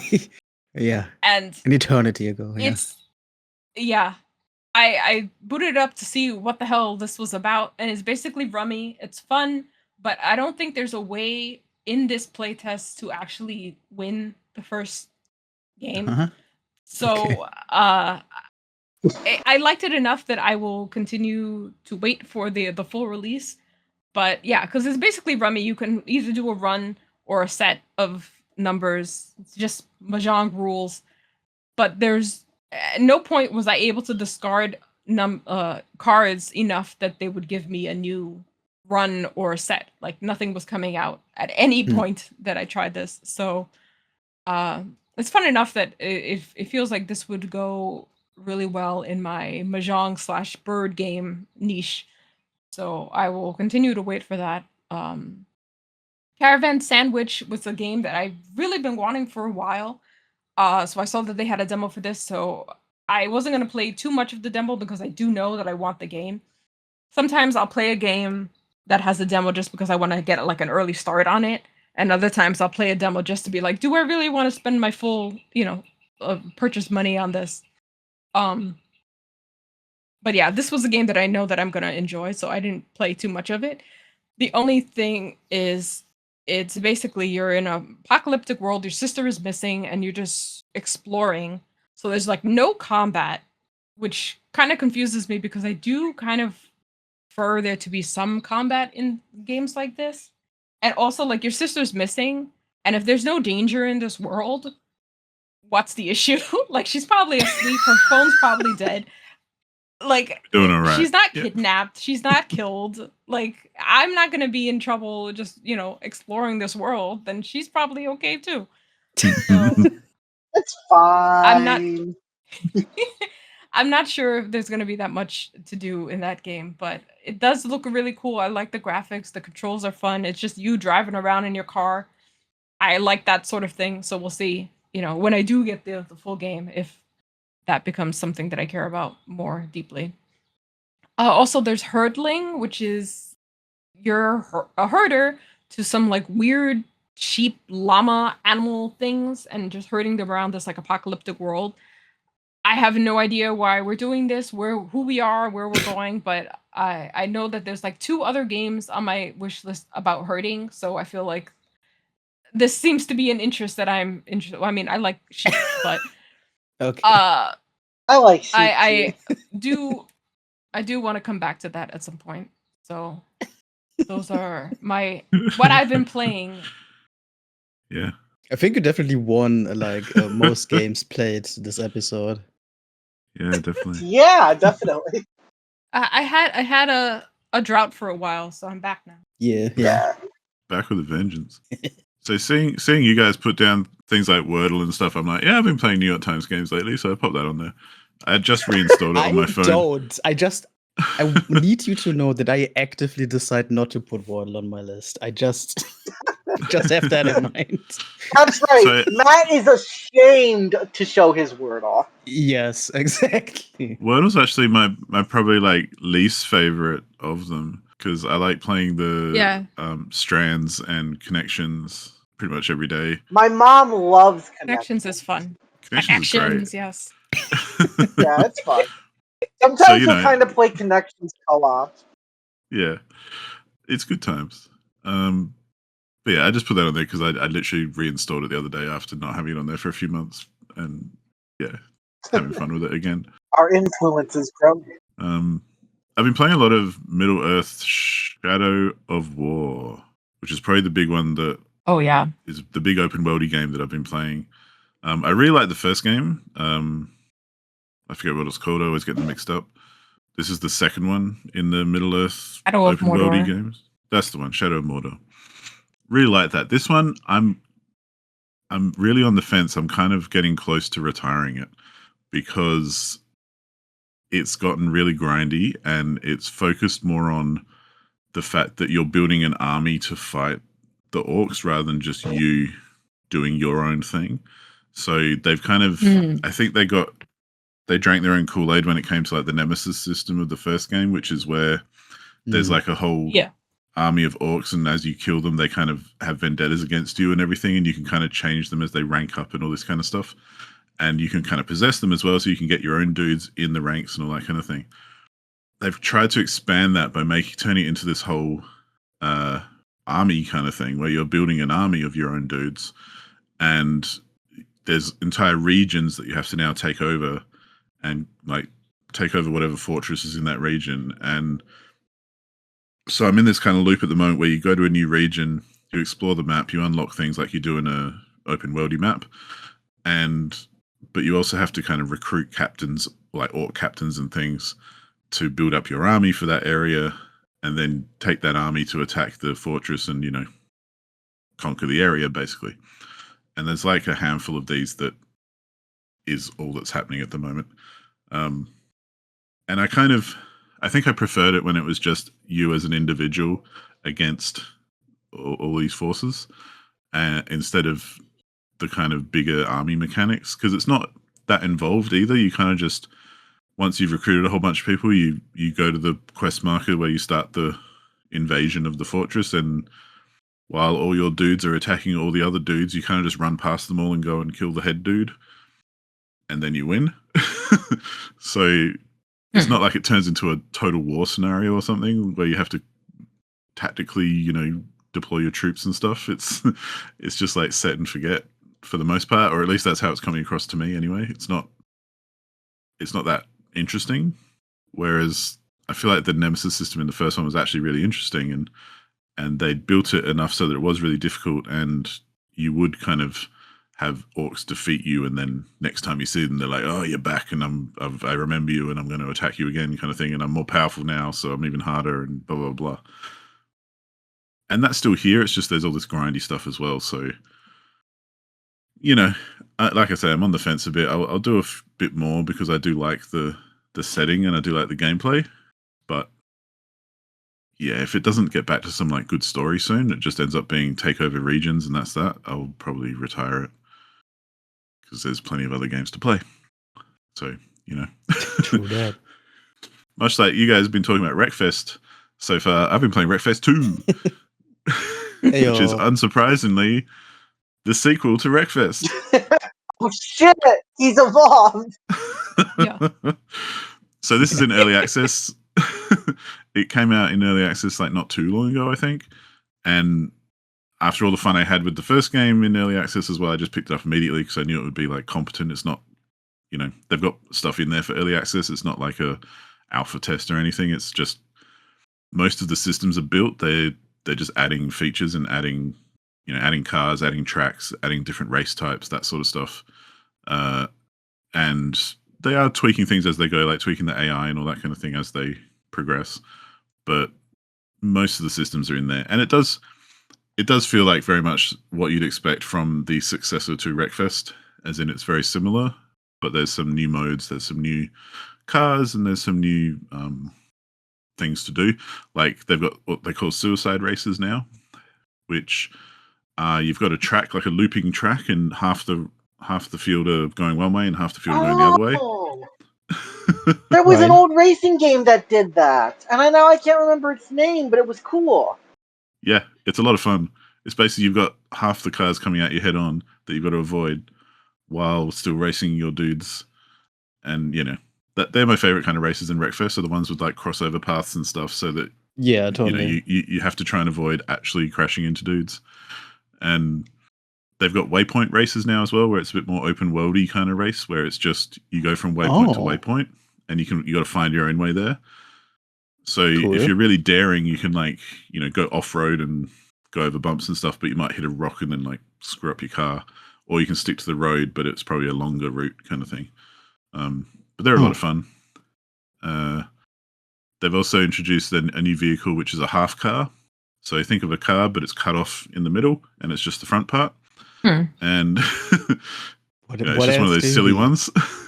So if you hit something incorrectly, you get launched out of the car and you just go flying, and that's good times. There's lots of stuff like that with like little tweaks and changes and additions and stuff. They've got, I can't remember if they had this in the first one, but they've got a whole challenge mode where that's kind of like the single player campaign without it being a campaign.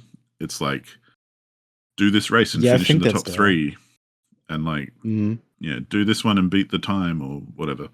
So they've got that in there already, and that's kind of what I've been playing through as far as a challenge. Or you can play like multiplayer online, or you can play just single races and stuff. There's no full-on campaign yet.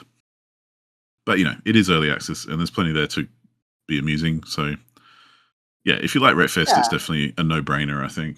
Yeah, I'm looking forward to it being finished. Also, the game I was thinking of was Crash and Burn for the PlayStation 2. Ah, cool. Wow. I think I've got a copy of that somewhere, so I'll have to try it out. Yeah, if you like it, they called them, I looked it up to remember the exact stuff. They called them kamikaze races, and it's the exact same kind of idea. Sounds right, yeah. Well, and that's kind of my favorite tracks, like I say, on Wreckfest as well. Like, my frustration with playing Wreckfest online is that people fuck around and like try and cause crashes and stuff. And it's like, it's the kind of game where even if you try and race sensibly, you're going to have a crash and you're going to have something stuff up. Yeah. Especially on those tracks where there are lots of crossovers and stuff, or there's oncoming traffic and all that kind of thing. Like, and that to me is where it's really fun, because even if you try to, well, and if you definitely try to race sensibly and race well, you're going to have these wacky crashes and scenarios anyway. You don't need to go out of your way to kind of find them. So, yeah, that's kind of a good time one. But yeah, good game. I mean, if it's Wreckfest, so it is kind of like the next iteration of Wreckfest. So Right. it's not much of a mystery in that one. Surprising. I know, right? But one that was really surprising that I started playing, and I'm actually really enjoying, was a game called 30 Birds. Oh yeah. Fits right into this podcast. Yeah. We love them birds. Well, I don't even know how I got it. It's one of those games that I must have picked up in a bundle. Maybe it was a humble choice or something. I don't know, but I like looking through my backlog and just randomly picking stuff, because I get gems like this, and I'm freaking loving it. The art is really, really cool. It's like all this kind of hand-painted looking art, but it's a really surreal kind of game where it's a mix of 2D and 3D. So the world is like 3D, and it's kind of like you're in this world where it's a world of lanterns, like actual lanterns, but that's where people live and everything. So each lantern is like a different biome or a different area of the city. And you walk around on a 2D plane on the surfaces of the lantern, but there's like 3D elements that pop out and everything to kind of enhance it and make it look really cool. And the story goes so far that there are birds who are like the gods of the world. And one of them, who's like the hot shit bird, has been sleeping for the last 50 years or something. And there's a big festival because they're going to wake up and come back. And so you head off to the festival, and this is the very initial part of the game, so there's no real spoilers. But she gets either kidnapped or disappears for some reason. I can't exactly remember why.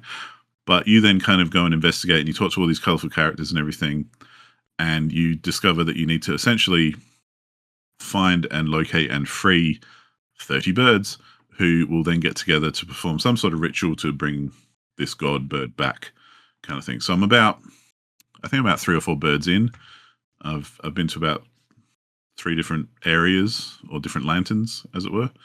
And yeah, it's really cool. There's like, each one has like different puzzles to solve, or like things to find and then come back and figure out. There's literal puzzles which kind of are real brain scratchers, where you have to kind of match patterns and stuff, but you've got different knobs to kind of manipulate how a pattern appears on the screen, but it feels random, but you do actually have control, so you got to kind of figure it out, like Etch-a-Sketch kind of style. And yeah, just an awesome little game that I knew nothing about until I started playing it, and it's freaking awesome, and I highly recommend checking it out, because even aesthetically it's just really cool. And yeah, I never heard of this before, but seeing this in motion on the Steam store looks super cool. Yeah, it's very, very cool. And then I'm not really going to talk about it much, because I'm kind of saving it until I have an opinion, but I did get rid of my Xbox after they hiked up the Game Pass price by like 200% or whatever it was. And and all the games are on PC now anyway, so I got rid of my Xbox entirely, and I was kind of done with it and bored of it. So I thought, you know what, I'm kind of done and bored. I'll get a Switch 2 and I'll play with that, which may be very shocking to anyone who knows Let's go. how I feel about Nintendo in general. Yeah. Rewind to that episode of season 3 of your podcast where you are challenging people to convince you that Nintendo is not shit. Yeah. Well, and I still am open to that challenge. I mean, there's a lot of ways to do it. I mean, still waiting for it. Spoiler, I'm not convinced yet. I've been playing games that I've been told to play. Like, so I got a Switch 2. It came with Super Mario Kart World, and I picked up Breath of the Wild as well, because everyone tells me it's the greatest thing ever to be shat out of Nintendo's guts. So I figure, all right, I'll reserve judgment. I'll play it and see what it's like, rather than just look at it and go, that looks like ass. But I also picked up because, you know, libraries are amazing, and you can borrow games from libraries that you don't have to buy. Yes, Yeah. it's cool. So I borrowed Super Mario Odyssey. I've been playing the latest Animal Crossing as well because I like Animal Crossing for what it is. Like, it's not amazing, but it's a good little. I couldn't be fucked doing anything else, so I'm going to play this for a little bit. And I also have Donkey Kong Tropical Freeze to play. So I'm working my way through those. Tropical Freeze. Yeah. So yeah, I've mostly been playing Mario Odyssey. Again, I feel like this is the kind of stuff that after I've played a few of these games, we could almost do a whole discussion on it. Because I'm sure I've got a lot to say. I already have a lot to say just from playing Mario Odyssey, and I can tell you it's not very positive. So Well, that's too Glad bad. to Mario hear. Odyssey was awesome. Yeah. sure, you can think that. There will be fights. I mean, it's always fun to discuss why someone likes or dislikes something. Well, I and this think. is kind of like me being me. I like just finding out for myself, so that's why I thought, well, I'll pick one up and play these games because I haven't played them, so how can I hate them with any kind of integrity if I haven't actually tried them myself? I mean, that's fair enough. So I just wanted to pop that in there. Also say, Yeah. just as a general thing, if you get any multiplayer games on Switch, we can totally play sometime. Hey, if I don't know how the online stuff happens with Nintendo, like, and I'm not paying for any online for them, so I mean, it's super cheap. I'll say that, but yeah, but that's not as cheap as free. $19.99 a year is True. like $2 a month. I think that's pretty cheap. We'll see how it goes. If I'm still hooked and I'm keen for some multiplayer, I'll definitely hit you up for that. But Yeah. but, And if you ever want me to talk about some games that I would recommend, I'm also down to do that. Well, that my main goal is to finish Odyssey and then play Breath of the Wild, really, because if anyone's told me anything, it's like Breath of the Wild is it. It's the tits. It's the one to play. So I liked Breath of the Wild a lot, but I actually don't think it's for everyone. I guess that's a hot take, probably, but that's something I actually feel. Yeah. Although, and I will say real quick, it's funny for me because I thought I really wouldn't like Breath of the Wild when I played it because I've never been a big fan of open world games.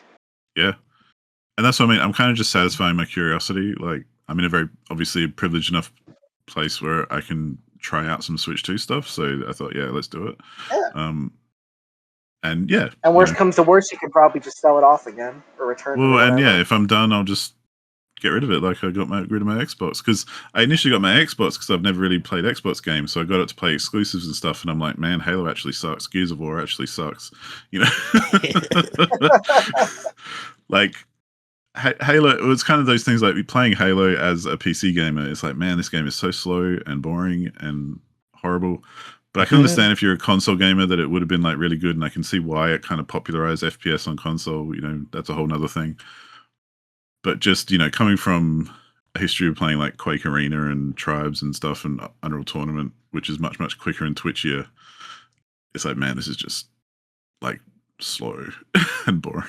I will also give this to Halo for what it's worth. I think most of the Halos that have come out the last 10 or so years haven't been that good. And something like Halo 2, I do think is at least partially a product of the time and is not going to have the same impact, 20 years later. So totally. I'll give that much to Halo. Yeah, and I'll forgive it. It's just my own experience playing these games now. Kind of like playing Mario Odyssey. I'm just like, I was going to retire it, but I looked up how much I had left, and I've got like 3 levels left. So I'm like, yeah, okay, I'll finish it. I still relate to that. Sometimes it's like, man, like there's an hour left in this game. Like, what? Might as well just finish it at that point. Yeah, and see what happens because oh man, it leaves a lot to be desired, I have to say. And anyway, that's a discussion for the future that I just wanted to like tease out a bit because I don't feel good like ragging on stuff until I've kind of played enough of it, and I don't feel like I've played enough of it yet to have a solid opinion. And I'm still open to have my mind changed. Like Mario Kart's cool, it's still Mario Kart. Like whatever, I don't really get the open world stuff. It's kind of pointless and boring. But the actual racing and stuff is cool. I almost wonder if you prefer Mario Kart 8 Deluxe, honestly. Well, I've played a lot of that as well because at work, every time there's a school holiday on, I run a Mario Kart tournament. I just did one recently because we've had school holidays here. So, for the kids, cool. it's really fun watching kids get really upset and cry because they're so frustrated at a Mario Kart game. That's great. To be fair, I do the same things. Yeah. It's hilarious though, because there's 10-year-olds who've got their parents behind them, coaching them like they're in a boxing ring. And it's just some dumb Mario Kart tournament that's a free thing to do in the school holidays. But they get so intense and competitive about it, and it's okay, dudes, whatever. But anyway. Have you ever thought some about kids are showing them a quality racing game instead? Just for a change. I have tried to change it up. Wreckfest too. Yeah, hardcore. Okay, we're playing Dirt Rally. Have you ever put Hooters Road Trip up? Switch wishes it had that shit. If Switch 2 gets Hooters Road Trip 2, then we're cooking. Yeah. Then we're back. But yeah, I will continue to play some Switch 2 stuff and report back later, but I just wanted to throw that in there as a bit of a teaser. For anyone who knows me and knows my history with Nintendo, it might actually be a little bit interesting because I think it is. But yeah, that's all I've been playing. Yeah, there's drama on the horizon. Ooh.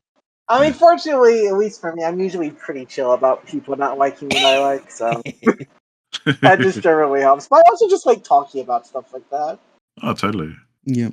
Well, and I'm genuinely interested to try it out firsthand, so we'll see how it goes. Because I know I've gotten into some debates with Matt about Nintendo as a company and stuff, so.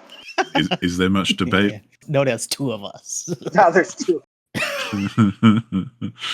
Anyway, I guess that is all the games that we've been beating, retiring, and playing, which finally puts us to the discussion topic of this episode, which again is going to be soundtracks. Yeah. The music of the video games that accompanies them very frequently, almost most of the time, one might say. And before we have a talk about soundtrack related things, we thought it would be neat to showcase a couple specific tracks and maybe splice them in the episode here, as we present a couple favorite tracks from video games that we are aware of. And I imagine we're doing this sort of as we usually do, Ring Around the Rosie style. One after the other reveals one of their free tracks that we got to offer. I figured we'd start 3, 2, 1. If you have them ranked, you can present them in that order if you would like. I don't have them. I don't imagine we necessarily all have them like that, yeah. Who wants to begin? Any volunteers? Well, thank you for volunteering, Matt. Oh, sure.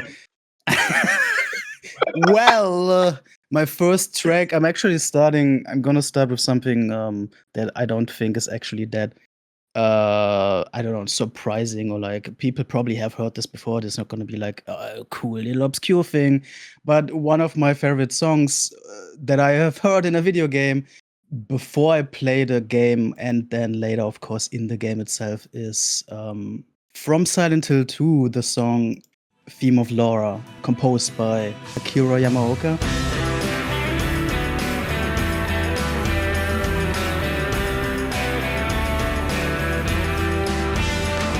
It's probably a song that many people have heard.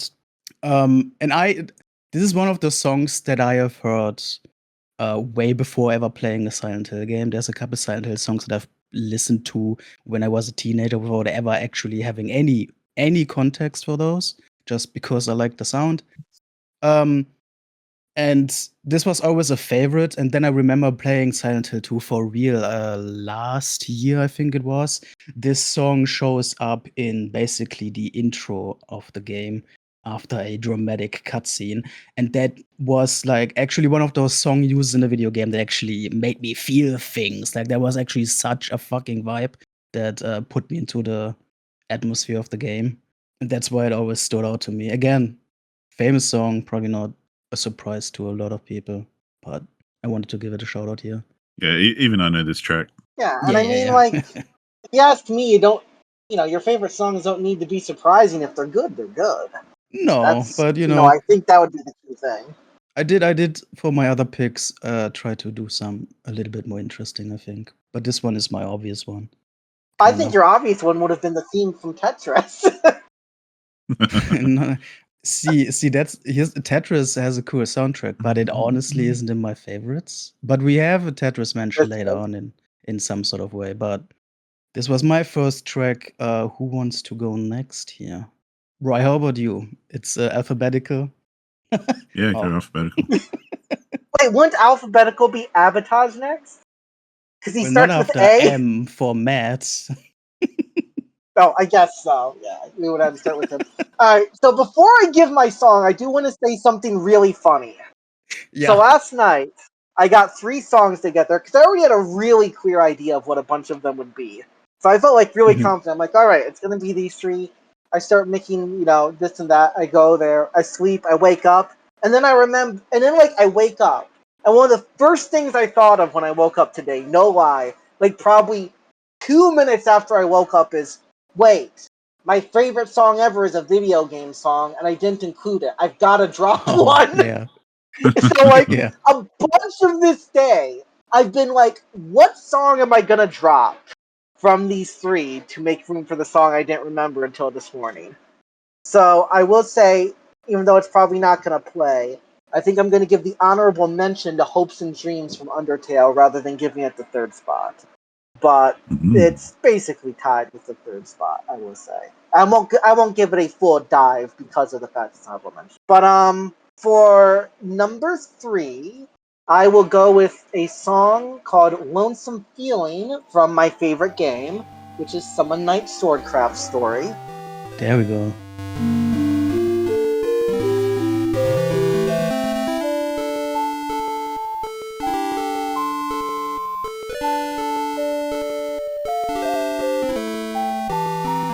So Swordcraft Story has these little visual novel kind of segments between the days of the RPG stuff.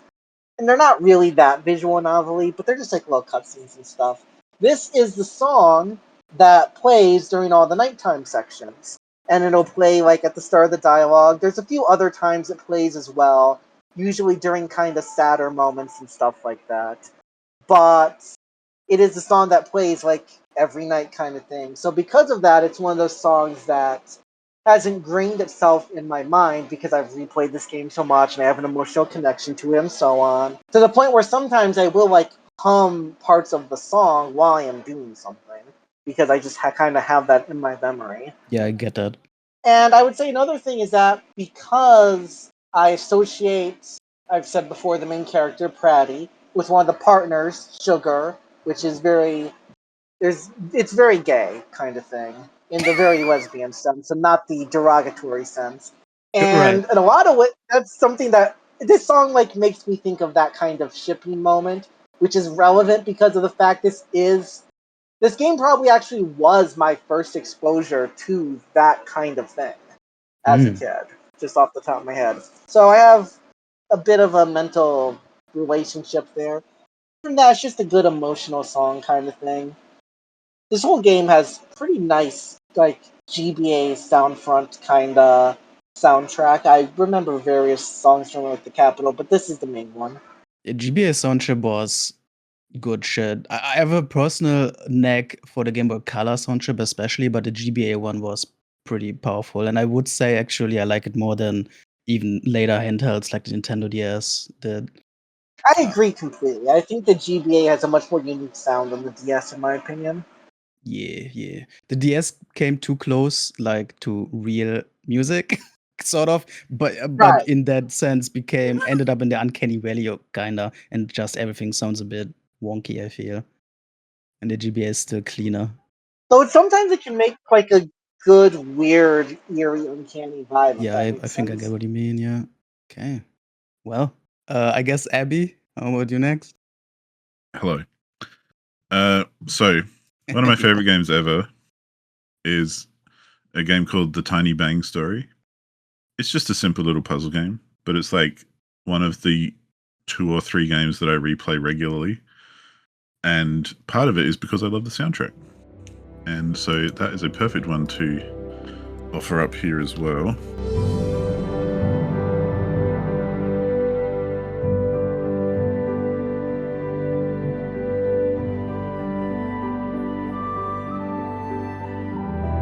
And And you'll find most of the soundtracks that I like are kind of, for me, there's things that I would listen to just as part of the music I listen to in rotation, not necessarily like in game or anything. Like, it's still good in game, but it's like I would happily listen to it as, you know, some ambient background music or something anyway, just while I'm doing other things. And this in particular has a very chill, you know, very kind of light and airy kind of soundtrack that, you know, works quite well in the background when you're doing things and just working or, you know, doing whatever. Which is kind of what all of my examples are going to be like. So get ready for that. I got one of those laid out. Yeah. Seems like very ambient kind of music. Yeah, like it's good for in game perhaps, but I don't really listen to that stuff outside of games. And so that when I think of soundtracks, I think of like the actual soundtracks that I listen to. And yeah, Tiny Bang Story is one that I listen to all the time, along with some others. But it's also one of my favorite games. So yeah, because the art's really cool. And interestingly, as a little side note to that, when I was studying illustration, one of my lecturers actually used Tiny Bang Story, among other games, as an example of like excellent game illustration, and it's like won awards for it and stuff. Maybe, I think. Don't quote me on that. But anyway, that's largely why I enjoy the game, because it's like illustrated just beautifully. But yeah. Honestly, I've never heard of this game before, so maybe I'll add it to my wish list. Yeah, it's a pretty old one, but it's still like worth a crack, I reckon. It's a typical puzzle game. Like, you go from area to area, and you collect things, and you use them then to solve puzzles, and it's a very point and click kind of thing. Hey, nothing bad with a good puzzler, if you ask me. Yeah, I like it, but that's my pick. Dope as heck. And for anyone playing along, the track I chose was a track called "Scattered World," which is kind of like the main theme. There you go. Yeah. Everybody's got like these so pleasant tracks and so ambient and so soft, and then mine is freaking Mario Paint. But let's go! Dude, I actually respect that. That's fine. Yeah.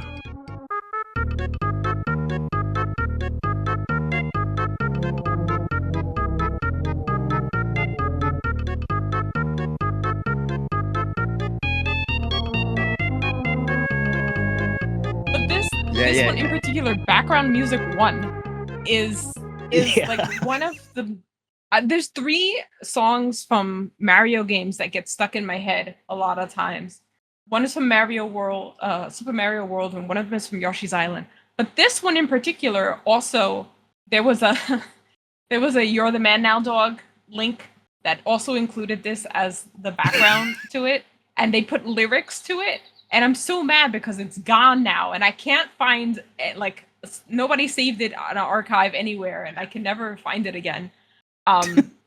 But like for a little moment in time, I had lyrics to this, and it was great because it was like I could always every time this gets stuck in my head, I'm always just like humming it because there was no lyrics to it. So to have lyrics, I was like, oh great, I'm gonna learn these lyrics, and then it disappeared from the internet forever. So now I'm back to just humming it. Wild. But maybe you just have to come up with your own lyrics.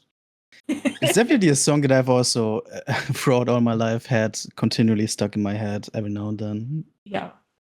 Mario Paint, it's on Switch too. Yeah. Make use of that mouse. Hopefully. I have played it on Switch since it's been out again. Well, I don't know. I don't have mouse controls. But just as a side thing, like, did the original Switch have like mouse controls? Because the Switch 2, you can use your controller like a mouse. That's new to the Switch 2. Like, it's got this whole thing. You can actually use like the Joy-Cons as a mouse, though. Like, yeah. That's new to the Switch 2. It's one of the new things to it. But I think for the Switch, I think they added the feature where you can connect an external mouse to it. I just never. What? Wait, did they? On a Nintendo. I think I believe so, because I remember being like, I'm gonna do it, and then I just never got around to it. Oh, you can plug in a USB mouse. You can. That does not sound like a Nintendo thing to just allow. It doesn't, but I just looked it up. A non-Nintendo mouse. Actually. I just Yeah. never got Now around you to can't it. use a wireless mouse. Most with of my stuff Bluetooth. is wireless, and that dongle is staying put. Oh, it Cool. plugs into the dock. Interesting. Oh gosh. Oh gosh. Okay. Well, What a world, hey? let's continue. I guess we're back with me here. Back to My you. second song is actually going closer into the direction of Abby's first song, with more like an actual instrumental thing that I could also I would actually listen to outside of the game. My next song is Delphis, like written by Austin Wintory, a full orchestra song from the video game Abzu. Ah, love Austin Winter. Oh, Yeah.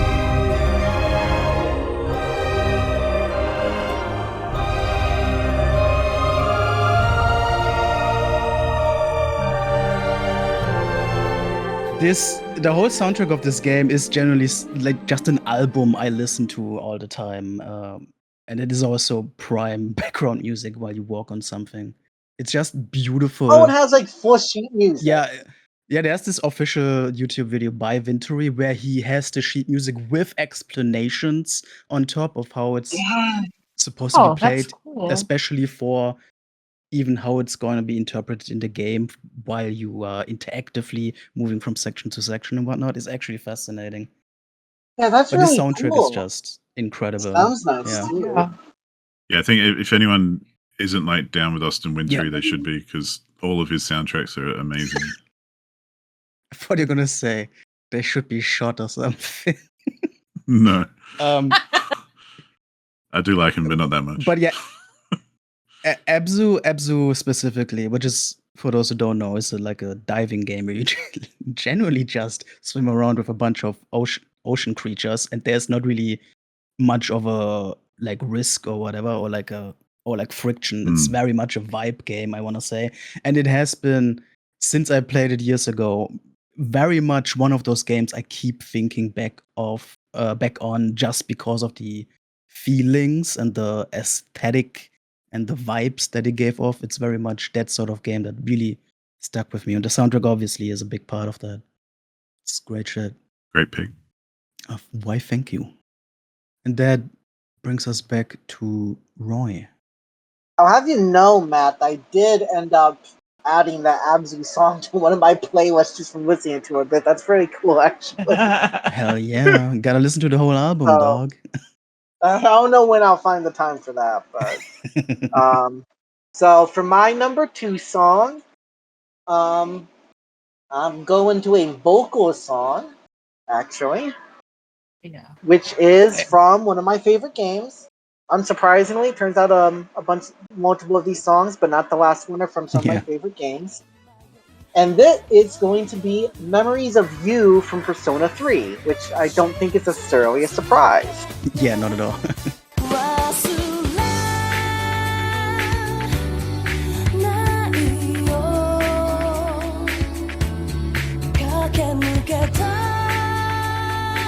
This is the credits music for the game. This plays at the end, after it's all said and done. It's also a song where it's impossible to talk about too much about why I like it without completely spoiling the game, because it does connect pretty heavily to that, but such is life. Because of that, I would to an extent say that last year I was playing Persona 3 Reload, which obviously has its own version of this song. I ended up, because the end game of Persona 3 for me is always so good, I ended up playing that game until 6 a.m. to finish it all in one go, because it's just not something I thought I could stop, kind of thing. I just had to get through it. That is just how the end game of Persona 3 is for me. I definitely remember being at my desk, listening to this song at 6 a.m., and somewhat crying and tearing up. So you can think of that as the emotional reaction I get from this kind of a song. This is a good tune. I gotta give it that for sure. It is. And I will never touch Persona in my life. The guy who does Persona music has in fact publicly said, in his opinion, this is his magnum opus of all the soundtracks. Oh wow. This is like the song of all the Persona songs for him. And I agree completely. It's so good. It relates very well to the ending of the game, which is part of why it makes me cry. I love the bridge sections and how those go directly into the kind of higher energy chorus sections. I hope I'm using musical terms right, but I believe bridge chorus, that's how it would work with what I'm thinking. Not a musical student or anything. The lyrics are extremely nice. It's just well written and well performed, and the vocals are really good. And yeah, I don't know that I have a ton else I'm gonna add, but I think you get why I like it so much. I like how the comments on the YouTube video that we're sharing of the song are all talking about March 5th without saying what happens there. So that's very ominous. Don't spoil it, of Trust me, course. I know exactly what it means. I'm so sorry. So true. Dang. Good song. Good song. Thank you. I don't know why I'm saying thanks. I didn't make it. All right. Yeah. That brings us to Abby. So yeah, I was actually contemplating some Austin Wintory soundtracks. So I'm kind of glad that you brought one, Matt, because I really love. He did the Banner Saga soundtrack. He also did the Journey soundtrack. There's a couple of others that stand out, but I'm not recalling at the moment. But yeah, love Austin Wintory. He's just cool, kind of classical music soundtracks. You know, like yeah. Or the Banner Saga one's really cool because it's got a lot of like Nordic Viking kind of music to fit the theme of the game. So it's really cool. But my other favorite soundtrack that I've listened to death is by a guy called Chris Remo, who is a game developer who used to work, I think he still works for Double Fine, which is, if anyone knows who Double Fine are, you'll know who that is. But he does a lot of soundtracks too. And this one in particular I really love, and it's the soundtrack for a game called Gone Home, which a lot of people probably know of. It's quite a popular quote-unquote walking simulator.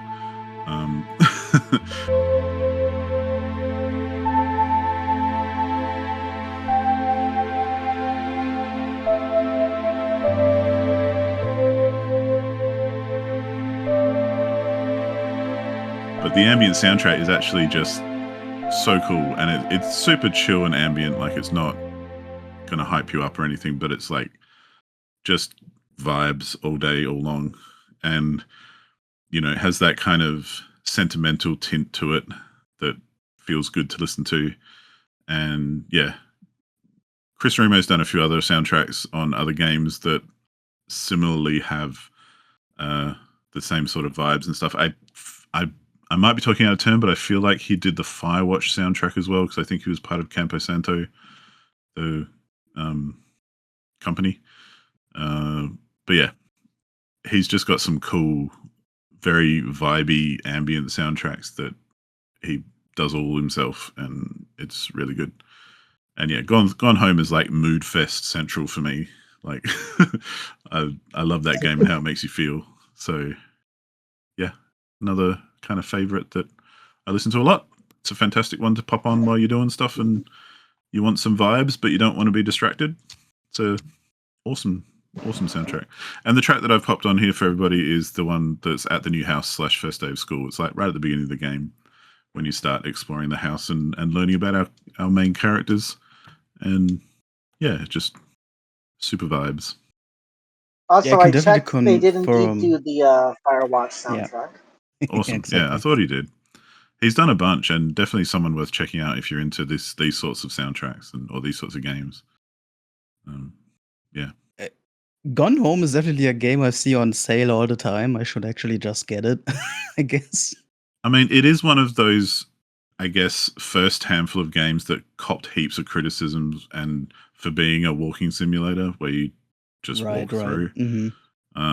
It was very, very not controversial, but it was definitely, there were loads of hot takes at the time when it came out. Like, you know, is this a game? Is it not a game? Kind of like everyone's gone to the Rapture or Dear Esther, or shout out to Dear Esther as well. The soundtrack by Jessica Curry for that game is phenomenal.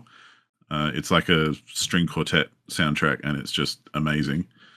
So whatever you think about Dear Esther, it's got an amazing soundtrack as well, so you should check that out. But yeah, Gone Home is one of those early games that everyone was going, "Oh, is it a game? Or is it not a game? All you do is walk around." Blah, blah, blah. Yeah. And I cannot shoot people. yeah. There's no Play a interactivity. visual novel. And obviously, I don't agree with that because Yeah. that's why I'm making stupid noises when I talk about it. But it's a different kind of experience, and sure, I get it's not for lots of people, but Gone Home is one of those ones that I think was just a really cool story, and it was revealed in a really cool way as you explored this house that you're returning to. And it's, on top of the Chris Remo soundtrack, there's a lot of like 90s punk bands and stuff, like Riot Girl bands and things. Like there's you find cassette tapes that you can play. So there's bands like Bratmobile and L7 and those kind of early 90s Riot Girl bands that are right up my alley as well. Like I've already got all their albums, so I kind of like it for that too. I didn't know Gone Home was cool like that. Give me some Jack Off Jill in that soundtrack. So yeah, Okay. that's my pick. Leah, what's your second song? Yeah, this one there's so many soundtracks that I enjoy that are full on songs. Like a lot of the Little Big Planet soundtrack is just like lyrical songs and not just instrumentals or made for the game. Another one is Alan Wake. Alan Wake is a little different in that they sort of made the songs for the game. So even though it's like a fake band, it's still made for the game. So it's a little bit more like it's still kind of the soundtrack, even though. But I kind of wanted to highlight the song from Lake, which is a walking sim, also sort of a thing. But there's like 3 songs on this soundtrack. I think there's like 6 songs altogether. But this song, for some reason, every time it would pop up on the radio in the game, I was like, yes, I love this song. When the autumn leaves are playing chases, puts a smile up on my face. They leave their branches one by one and whirl around there just for fun. So like I eventually had to like track it down myself just to like listen to it, because I was just like humming it and wondering like, where did I hear this song? Was this on the radio? Who sings this song? Why am I singing this song that I don't know? Then like the artist too, and then realizing, oh, it's from that game that I played. So yeah, so it's a smaller game, but I feel like if you're into the songs that are on Alan Wake, you probably know them by now, because they're a little bit more on the metal side. But this is a smaller game, smaller artists, smaller thing, so I kind of wanted to highlight one of the more recent earworms that I've had from video gaming lately. And it's Last Days of September by Giant Ember from the Lake soundtrack. I like how it rhymes the song and the artist. Very, very does. nicely done. I gotta say, this sounds like something that I would hear on the radio when I would listen to this radio host called Delilah on like the Easy Listening channel here in Nevada, which I did a lot when I was like 15 years old. So I wouldn't be surprised if I end up listening to this one more after this ends and adding it to my playlist. Definitely a good vibe, yeah. Yeah, apparently it's from like 2015 or something. So that track. Oh, yeah. But the game is 2021, so they did a deep cut for this. Went deep into the music library for that. Yeah, I think it's back to me with my last song. And for so we mentioned Tetris already and the Tetris soundtrack and whatever. I like Tetris. The soundtrack is fine and certainly an earworm, but I don't think it is like in my favorites of video game soundtracks when we talk about the Nintendo Tetrises, at least. But there is a Tetris game with a unique soundtrack that I fuck with heavy. And that is one that I want to highlight here. I'm sharing with you from the Tetris CDI game, Level 0, composed by Jim Andron.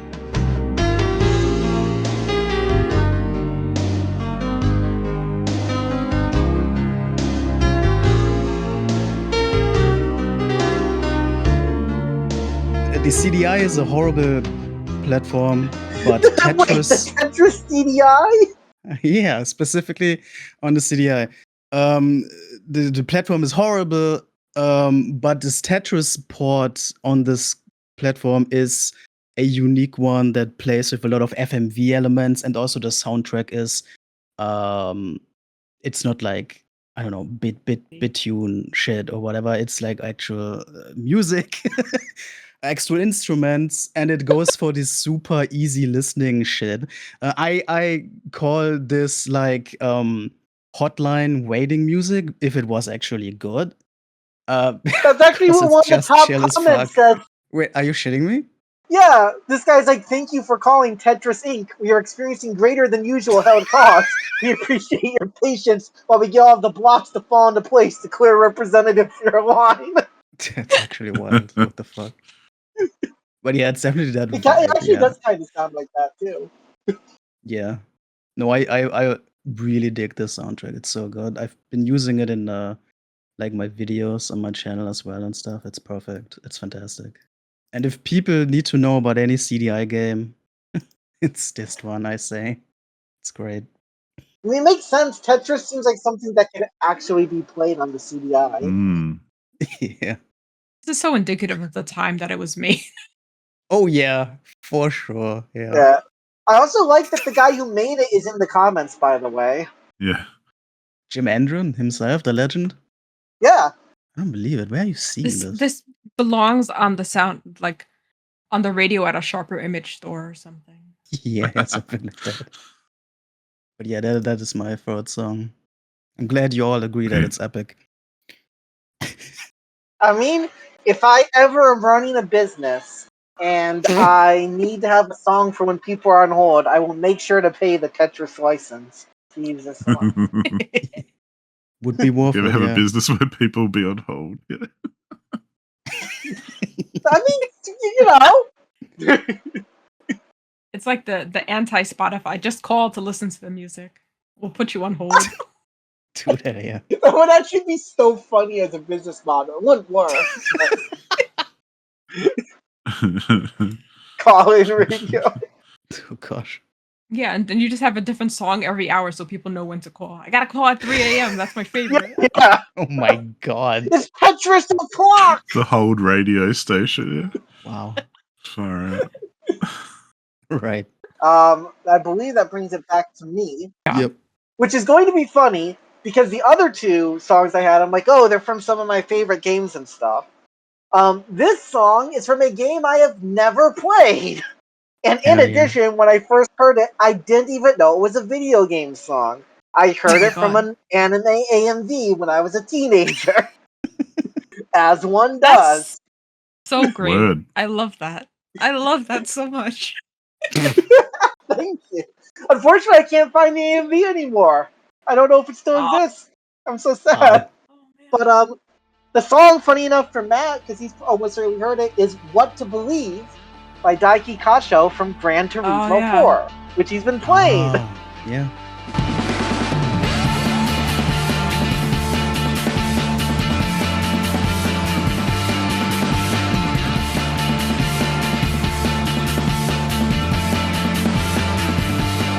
This song is not only my favorite video game song, it is what I would consider my favorite song, period. And I think I've considered it that for quite a while at this point. The main song it's in competition with would be Feathery Wings by Voltaire. Those would probably be like the clear top two in my head. I would have to maybe think if there's anything else.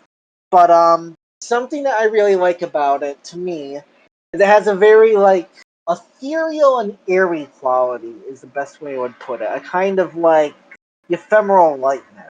I know that just probably sounds like nothing, but it's the best way I can describe in my head. That feels like the kind of thing where like I'll just kind of like close my eyes and drift away kind of thing. Which I think definitely also fits very well knowing it's from Gran Turismo, which I only found out like probably 7 years ago or something. But I heard this song like 17 years ago. Damn. Like, that makes a lot of sense for a racing song. Because it's a great song to zone out, vibe as you go. And, without getting into too many specifics on parts of it, it's also a song I would say has a high degree of emotional resonance to me in certain areas. that is, unsurprisingly helps it out in the favorite song category. Lyrically, there's a few parts of it I would say kind of connect to me. Usually in the, man, what would it be? I guess it would be the chorus, but I think it might be like third verse or whatever. I'm not sure Who knows? what it would be in terms of official terms, and it's not worth trying to dwell on it too hard, frankly. This song is one of the main reasons I'm interested in playing the Gran Turismo games, outside of just knowing that they're very good games for most people's estimation. So, Yeah. this song is connected to me so much, it's like I gotta actually play the game it's from once I learned it was from a game. Yeah. As you can see, I have a lot of vocal songs on my top 3 as well. I do like me some good vocals. Daiki Kasho also did Soul Surfer in this game, which is another really good song, by the way. Oh. Yeah, I'm not sure I have too much more to just exposit or drone on and on about, but this is a song that I really, really, really like, and I hope everybody else enjoys it too. Yeah, I could definitely imagine myself driving my DeLorean over Trial Mountain while this plays. I mean, in fact, I might have done that actually. Yeah. That's good. That's good. Yeah, I gotta listen to the 7 mix now. Apparently, this has also been in the Gran Turismo 7 soundtrack. So you have your pick there, what Gran Turismo you want to play. I don't think I can run Gran Turismo 7. Yeah, that's fair. I'd play it if I could. I mean, maybe if I ever get a PS5. Do you remember the AMV you watched with the song in it? Do you remember what anime that was for? No, see, here's the thing. It wasn't one anime. It was Oh. one of those AMVs that splices together different anime. I forget Mhm. all of them. One of them, I believe, was the Tales of Symphonia anime. One of them is an anime I can remember the way the characters look, but I don't remember the name of the anime, so I can't actually say anything. Damn. Yep. The other thing about that AMV is I distinctly remember they tinted everything blue. And some parts they gave it like a glass shatter visual effect and would like split the scene into different parts of the glass, which actually was pretty cool. Especially for like 2009 or whatever it was, you know what I mean? Yeah, I don't think that's a default Windows Movie Maker effect. No, see? Yeah. Like, they're going above and beyond, my man. Yeah. Well, maybe a listener recognizes this and can send you the link. That would be pretty Dude, miraculous. if somebody finds that AMV, I don't have anything I can give them, I guess. I would be grateful. They will have my grace. There you go. Dope as heck. All right. Oh, yeah. Guess it's back to Abby. So I've got a bit of a different one for my last one compared to the other two that I've already served. I was going to bring out a track from Thomas Was Alone, which is an amazing soundtrack and one that I've, again, played the crap out of. So I just want to highlight that to say go check it out, because it's not only a good game, it's an amazing soundtrack. Another chill kind of ambient one. But I'm going to take a little bit different tack for this one, and instead I've got a track from a game called Metal Hellsinger, which is a first-person shooter rhythm game, and the entire soundtrack is heavy metal tracks featuring actual heavy metal singers on each track. So you've got a lot of the tracks, like the boss tracks and everything, feature Mikhail Stane of Dark Tranquillity, who are amazing. There's people on there like Tatiana Schmeluk of Ginger. There's Randy Blythe from Lamb of God. There's Serge Tankian of System of a Down. There's Dennis Lichgen of Refused. There's Bjorn Strid from Soilwork. There's James Dorton of Black Crown Initiative. There's like so many dudes. There's Matt Heafy of Trivium. It's a heavy soundtrack, and I love me some heavy metal. So the track that I have picked, which for everyone to enjoy, is a track called Stygia featuring Alyssa White Gluz, who these days sings for Arch Enemy.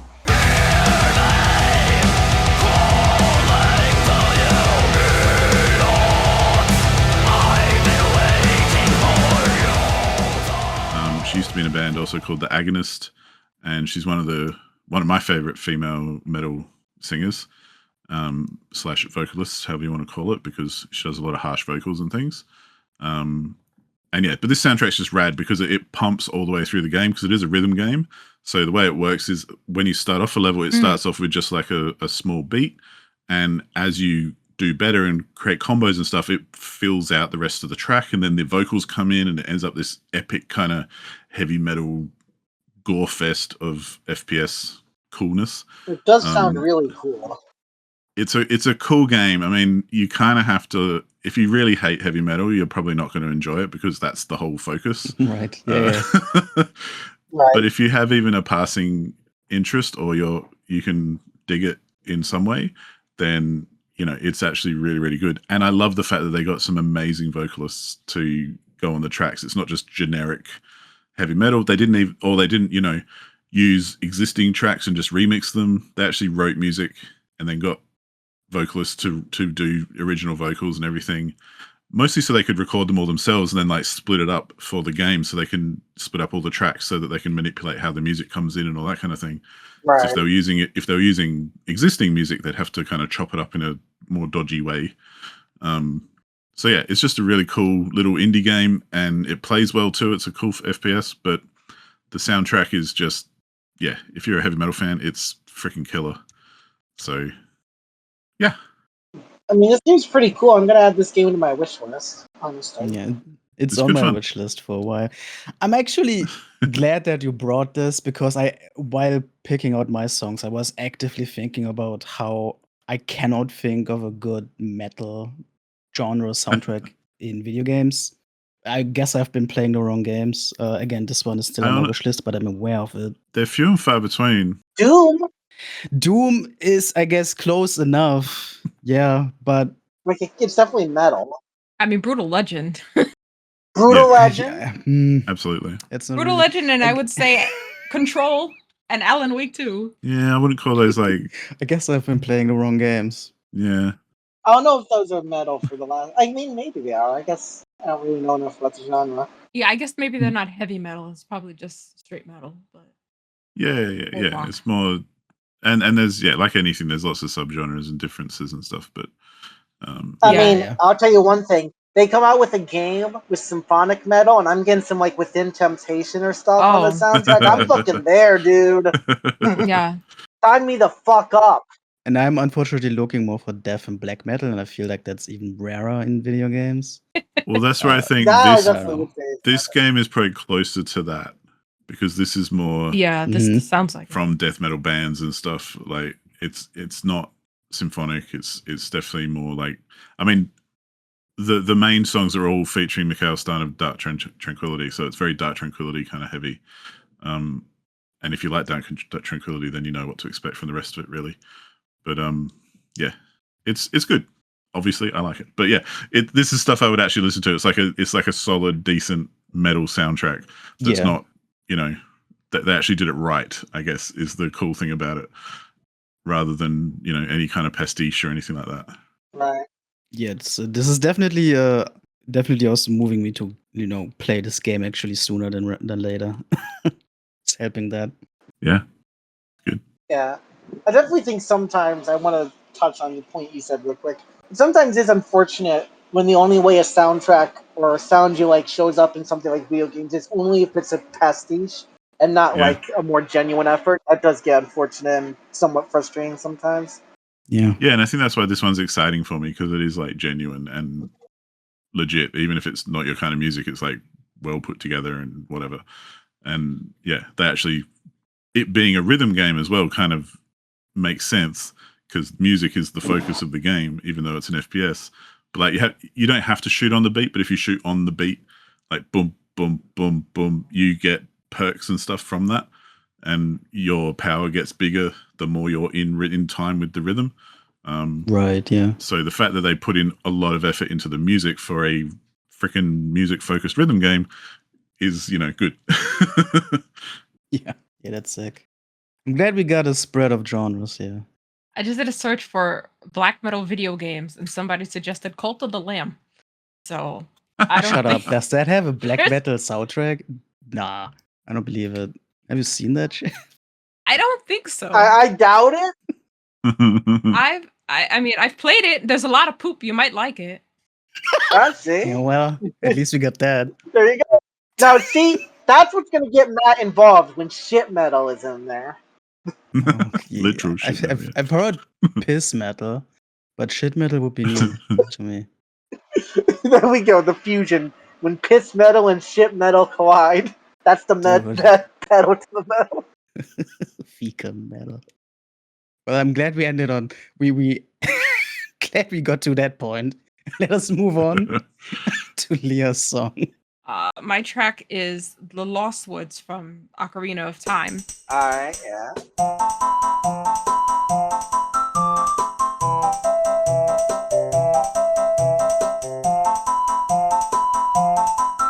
This, I will say, was kind of it was my favorite of the songs that you could play on the ocarina, and also of the temple itself, like when you would hear the full orchestral version of it. And it stuck with me so long that when I had a starling for about 12 years, and I taught him how to sing the Lost Oh Woods my song. god. Oh, that's That's sick. awesome. So I can probably find some videos if you want to include that of him singing it. I would love Yeah, to see do that either way. Yeah. But Yeah. Hell yeah, that sounds awesome.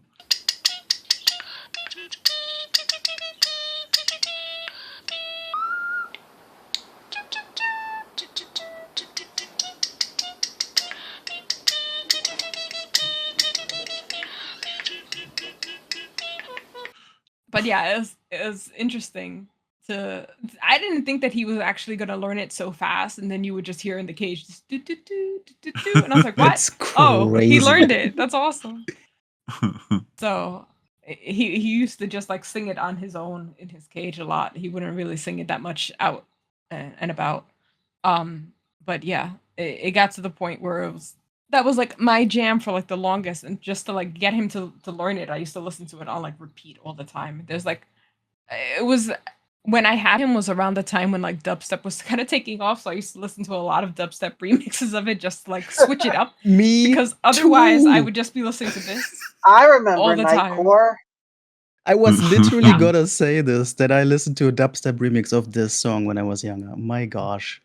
Yeah, that was like my thing was like the dubstep version of from Ifixia was like the one that I would just listen to all the It's time. probably it's probably the one. And I think it was like my phone ringtone for a while, so that was like iconic I can song. tell you one thing. They knew what they were doing when they made the Lost Woods sound like this. Because when I got stuck in the Lost Woods playing Ocarina of Time like 2 months ago, because I wasn't quite sure where to go, you know what you get? Yeah. Falling asleep, you hear it. Do you even want to escape when the music is so good? That's true. But that's also what I like so much about the Breath of the Wild and Tears of the Kingdom soundtracks. Would they take a lot of the songs from Link to the Past and Ocarina, where like you know like the stems of these songs from playing the other games, and then you just hear little bits and pieces in the newer soundtracks, and it just brings you back to that, you know. Yeah. Yeah, that's So cool. they're very good with weaving the older songs into the new game. So it's nice to see that it still lives on. Yeah. All right, well, there we have 12 cool tracks. We will link in the description of these episodes our collections on the How Long to Beat side with like expanded favorite soundtracks that we don't have the time to all play here. So if anybody is more interested in our tastes, there you go. We still got a bit of time to actually talk about some video games soundtracks. Do we need to mention general favorite soundtracks after we already talked about this old stuff, or do we actually just want to I stick to know something I more have specific? at least one I want to bring up. Sure, yeah. Go ahead. We don't need to all do this, but I want to point out my current, unless I remember one that will overthrow it that I haven't thought about before the episode, the Madden NFL 7 soundtrack. Oh yeah. Is that a licensed soundtrack or original? It is a licensed soundtrack, which I'm going to say, I made sure not to include any licensed songs in my top 3. I thought that was cheating. Yeah, I limited But I myself felt to. like for just soundtracks, that's allowable kind of thing. But I specifically bring up Madden NFL 07 and to a lesser extent Madden NFL 05, because those two game soundtracks, along with YouTube AMVs, was probably the two biggest factors Yeah. of what I developed my musical taste into, frankly. Yeah. It's the Tony Hawk's Pro Skater games for me. Yeah. You know, you got Rise Against. Yeah. Exactly. You know what? We got Rise Against. We got Hoobastank. Tony Hawk kind of goes without saying, I think. Mm. Yeah, I mean, I didn't have a bunch of Tony Hawks, so I guess that for me it had to be Madden. Yeah. But I've said this before, so I'm not going to dwell on it. But I get really saddened by the fact that so many Madden games cut out the licensed soundtracks and tend to either just go with old rock or just kind of like the standard NFL fare. I don't know if that's changed in recent years at this point.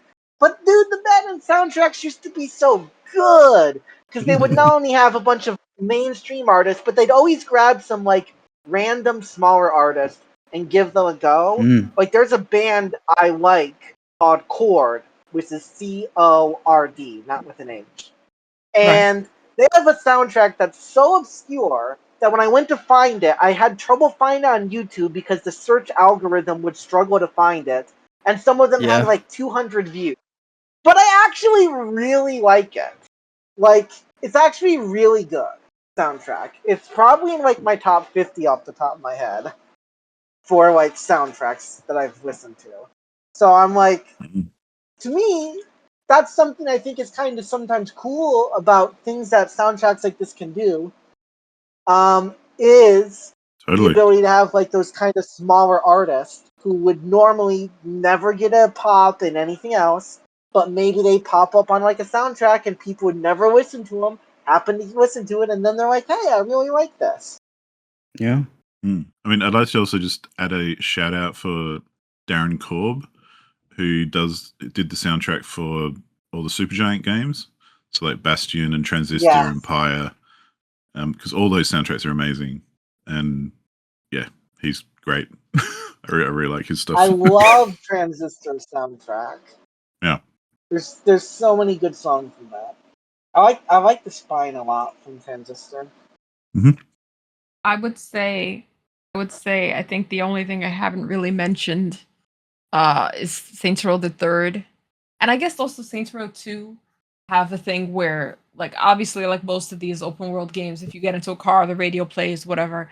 But what's cool about Saints Row is that they have one song in the second and the third one where your boss and the crew all sings along to the radio, which is like that seemed like should be happening more often in games because you're talking in the car anyway.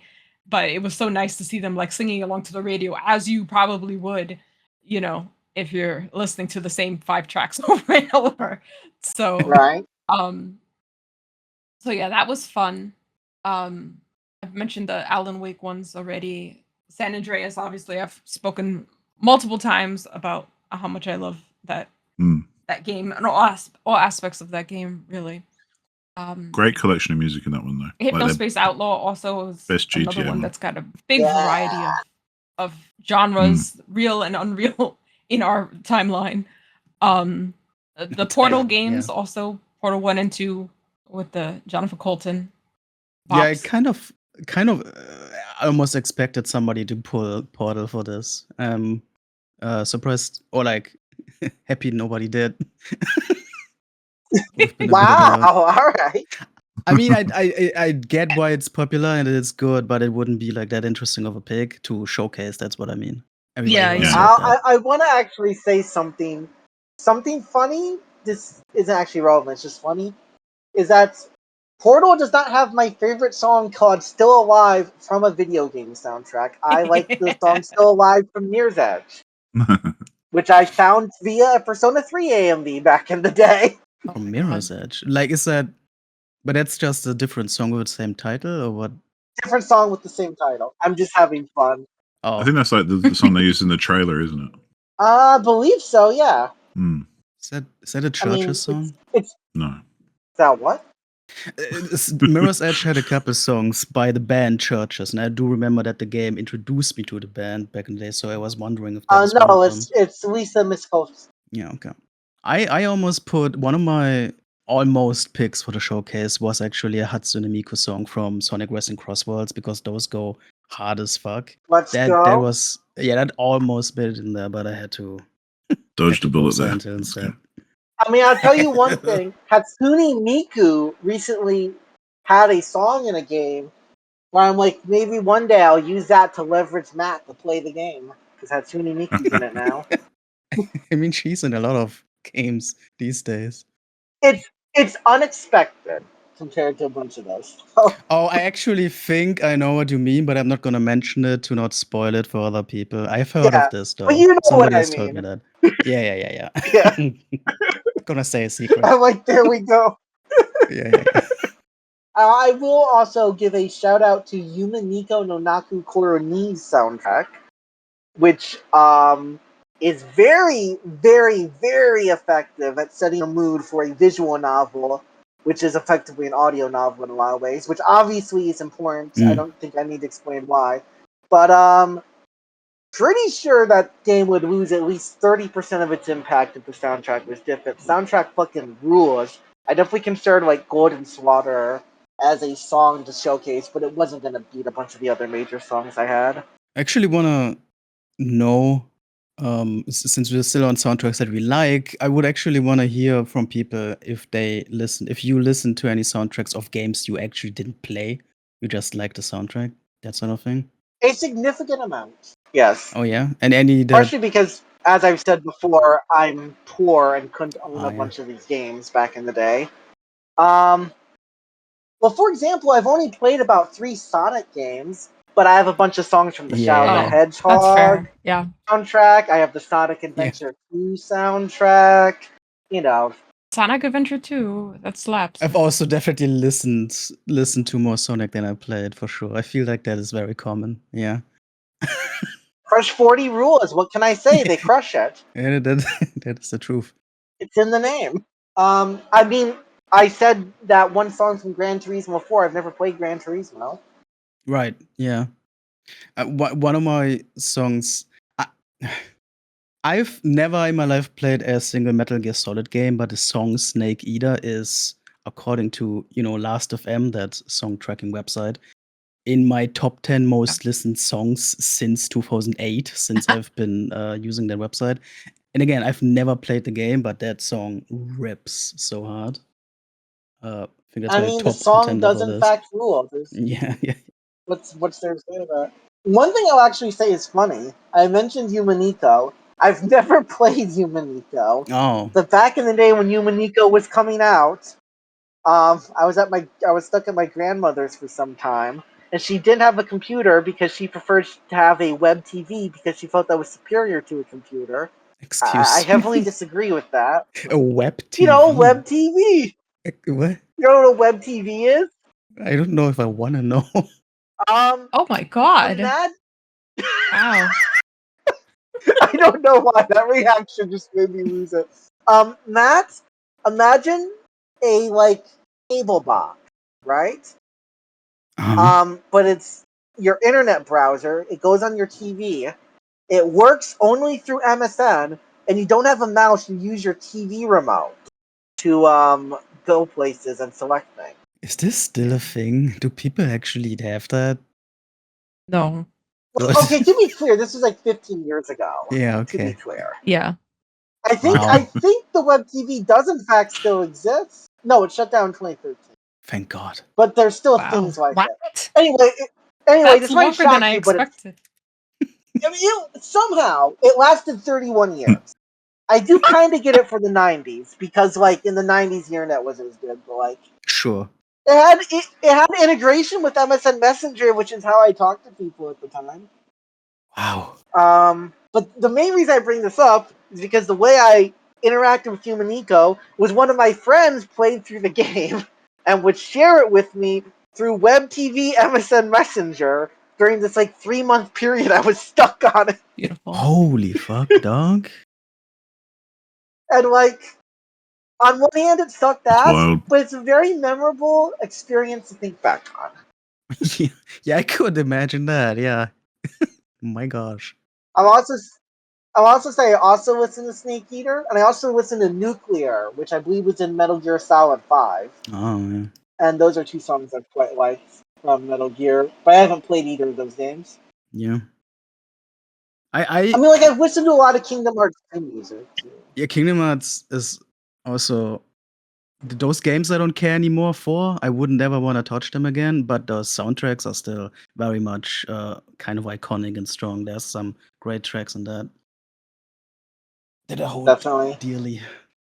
I also remember I purchased physical import from Japan, the CD album for F-Zero GX, and listened to that like on the daily for years as a teenager. But F-Zero GX is to this day one of the 2 F-Zero games I've never played. It's so random. Yeah, I don't know. But the soundtrack slaps. I know that for a fact. I'm very familiar with that. And there's also, Maybe that's what I should challenge you to play, F-Zero GX. I mean, I will play it eventually. I'm just keeping it for a sad day or whatever. I A don't fucking rainy know. day? Yeah, I guess like a fine wine. It's just gonna ripen and be even better. I also mentioned how Silent Hill 2, the soundtrack, I listened to it already way before I even touched any Silent Hill game. And there's other Silent Hill tracks from like sequel games that I have never played or will never play. Like even like Shattered Memories is a Silent Hill game that I intend to play someday because that seems to have a cool setting. And that soundtrack is also very cool. Where it's one of the soundtracks where they have actually a vocalist. Mary Elizabeth McGlynn, I think is her name, and she does some great stuff on the soundtrack. I've been listening to that for years. And a Silent Hill game that I will never touch is Homecoming, but even that has some cool tracks with Mary Elizabeth McGlynn that I've been listening to. So it has Alex's theme, Homecoming, and yeah, it's so good. Definitely the one I listen to most. It's great, yeah. I listened to that so much. I discovered it through a Yumanico AMV. My gosh, dog. Yeah. More and more you realize the depths of my nerdiness. Incredible. As if the edgy Pikmin roleplay didn't give it away, I guess. Yeah. Oh, on that note, this isn't necessarily, I suppose, a favorite. I mean, I like it, but it's not a favorite. But I want to point out, Pikmin 2 has a really, really cool and unique soundtrack because it's semi-procedurally generated based on the procedurally generated caves. And the soundtrack also modifies itself based on the situation in a lot of sometimes subtle ways, and it's really cool. Yeah, I heard about this. It does make a bit of a wink, but like it's really cool.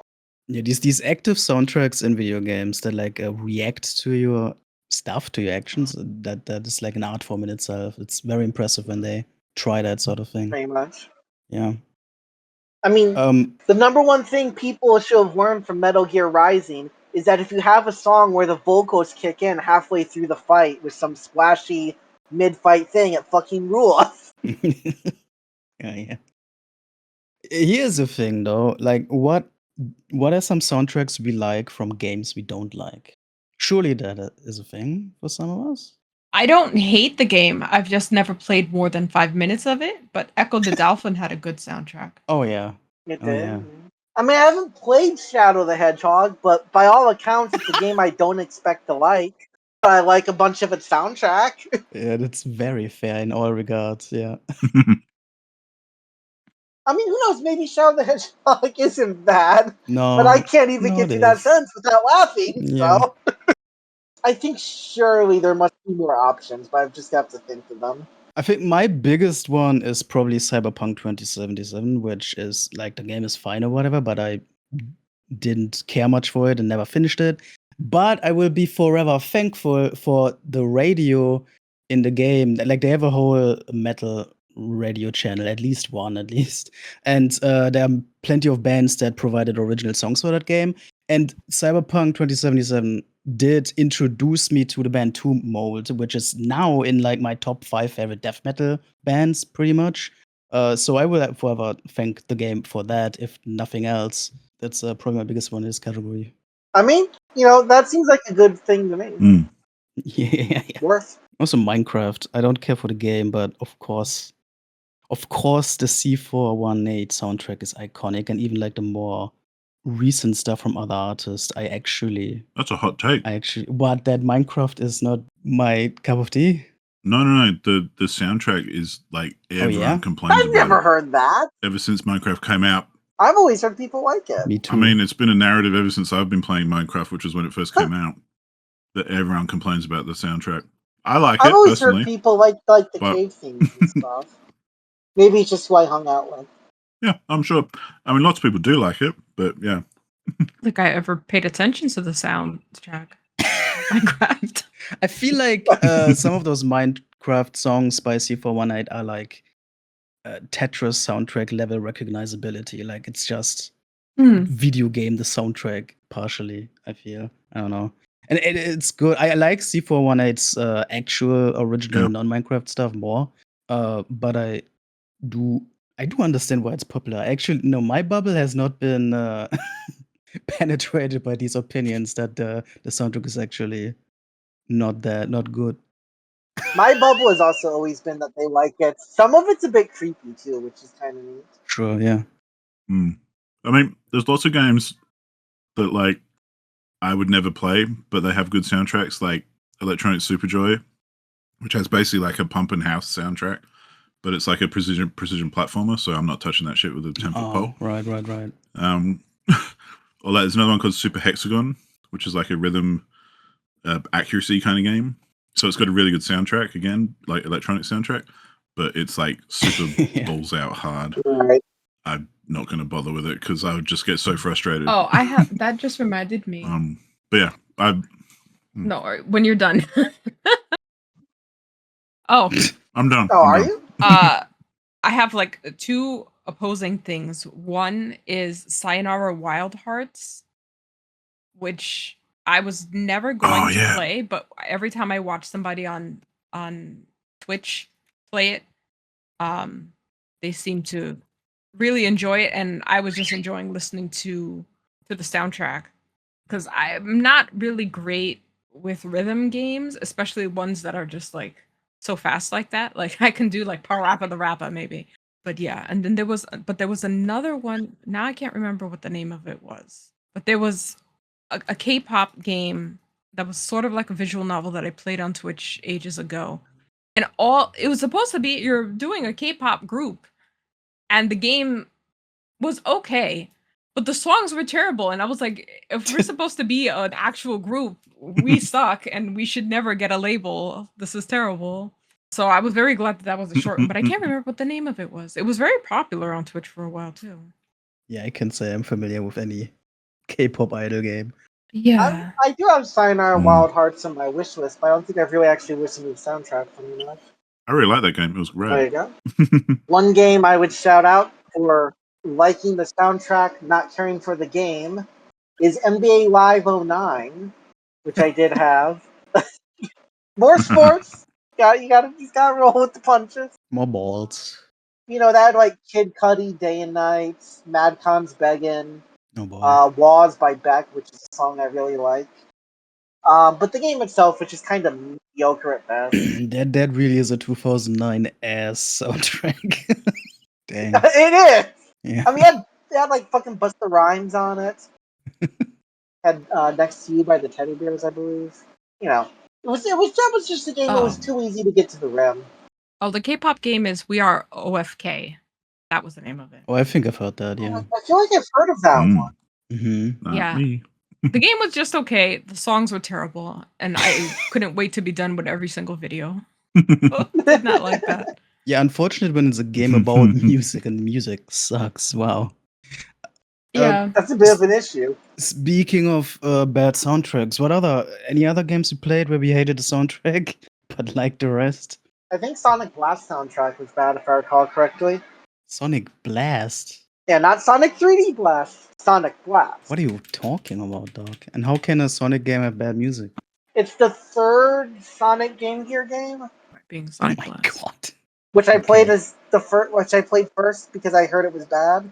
Nah, yeah, that's good thinking. I mean, look, all I'm saying is this. Sometimes it's like 9 p.m.